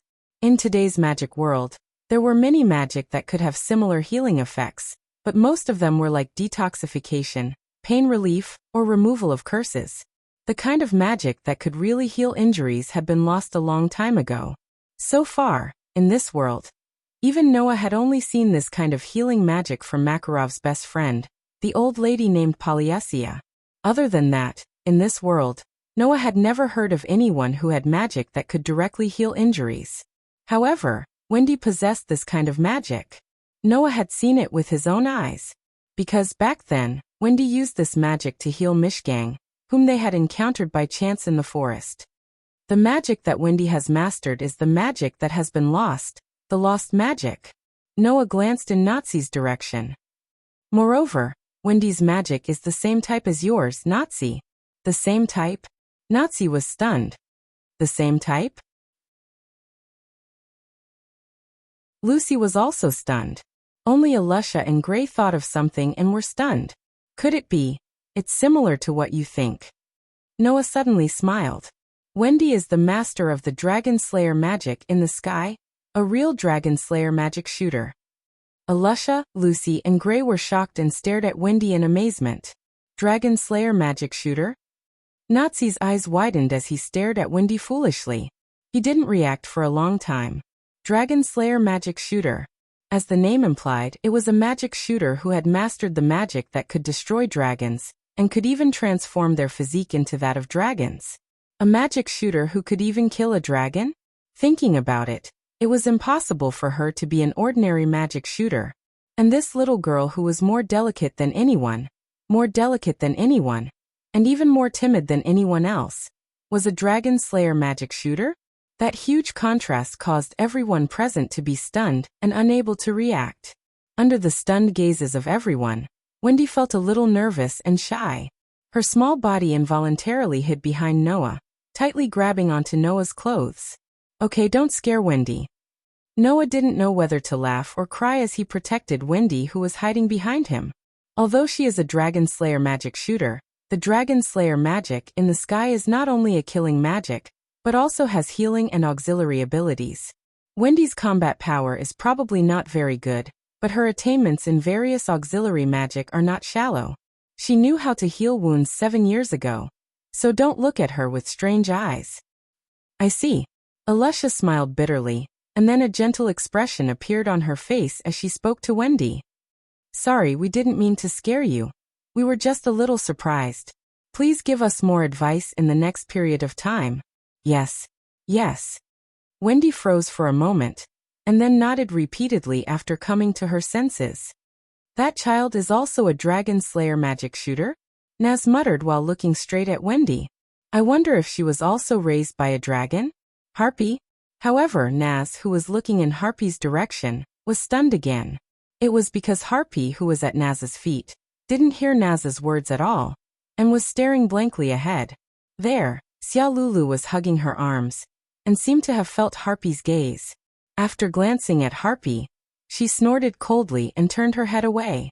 At this moment, Harpy trembled all over as if he had been electrocuted, and love appeared in his eyes. So cute. It seemed that this tomcat was beginning to think of love. In any case, in the alliance army formed by the 4 major guilds, the magic shooters of Fairy Tail, Blue Pegasus, and Cat Shelter have all gathered. In the center of the hall, a pompous figure that looked like the Thinker, but seemed to have a spotlight all over his body, opened his mouth as if to emphasize his presence. Next, we just need to wait for the last Lamia scale to gather. Then, we can set off and go on a crusade against the 6 demon generals. Oration cease. Everyone nodded in unison. However, according to the plan, only Blue Pegasus should have arrived at the gathering point during this period of time. Echo stepped forward, came to Enight's side, and looked around at everyone. But due to various reasons, the people from Fairy Tail and Cat Shelter also arrived first. If we calculate according to the planned time, the Lamia scale shouldn't arrive so soon. Ivan also spoke up. So before everyone is here, please take a rest. There are already many empty rooms in this villa. Lotus's hands were still in her pockets as she said slowly.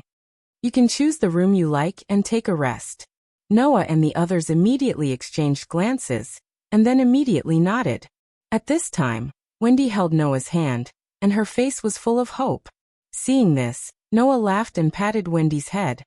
Wendy, come with me. Thus, Wendy smiled happily. Wow! On the open-air balcony of a room, Wendy looked at the endless sea of trees and the sky, and was somewhat moved and exclaimed, "It's so beautiful. The president of Pegasus really knows how to enjoy life." Noah was also here, looking at the scenery outside, and shrugged. However, now it's our turn. But Wendy snuggled up to Noah without any scruples, and looked very happy. As long as I can be with Big Brother Noah, I'm already very happy. Is that so? Noah could not help but laugh, and then he remembered something. Oh right, Wendy, let me introduce you to someone. You're tuning in to the Li Mei Sword of Destiny YouTube channel. We're so grateful for your support, and don't forget to subscribe to join us on this incredible journey through captivating stories. Your generosity through donations truly makes a world of difference, as it's the primary source of revenue that allows me to expand and enhance this channel for you. Thank you from the bottom of my heart for being a part of this adventure.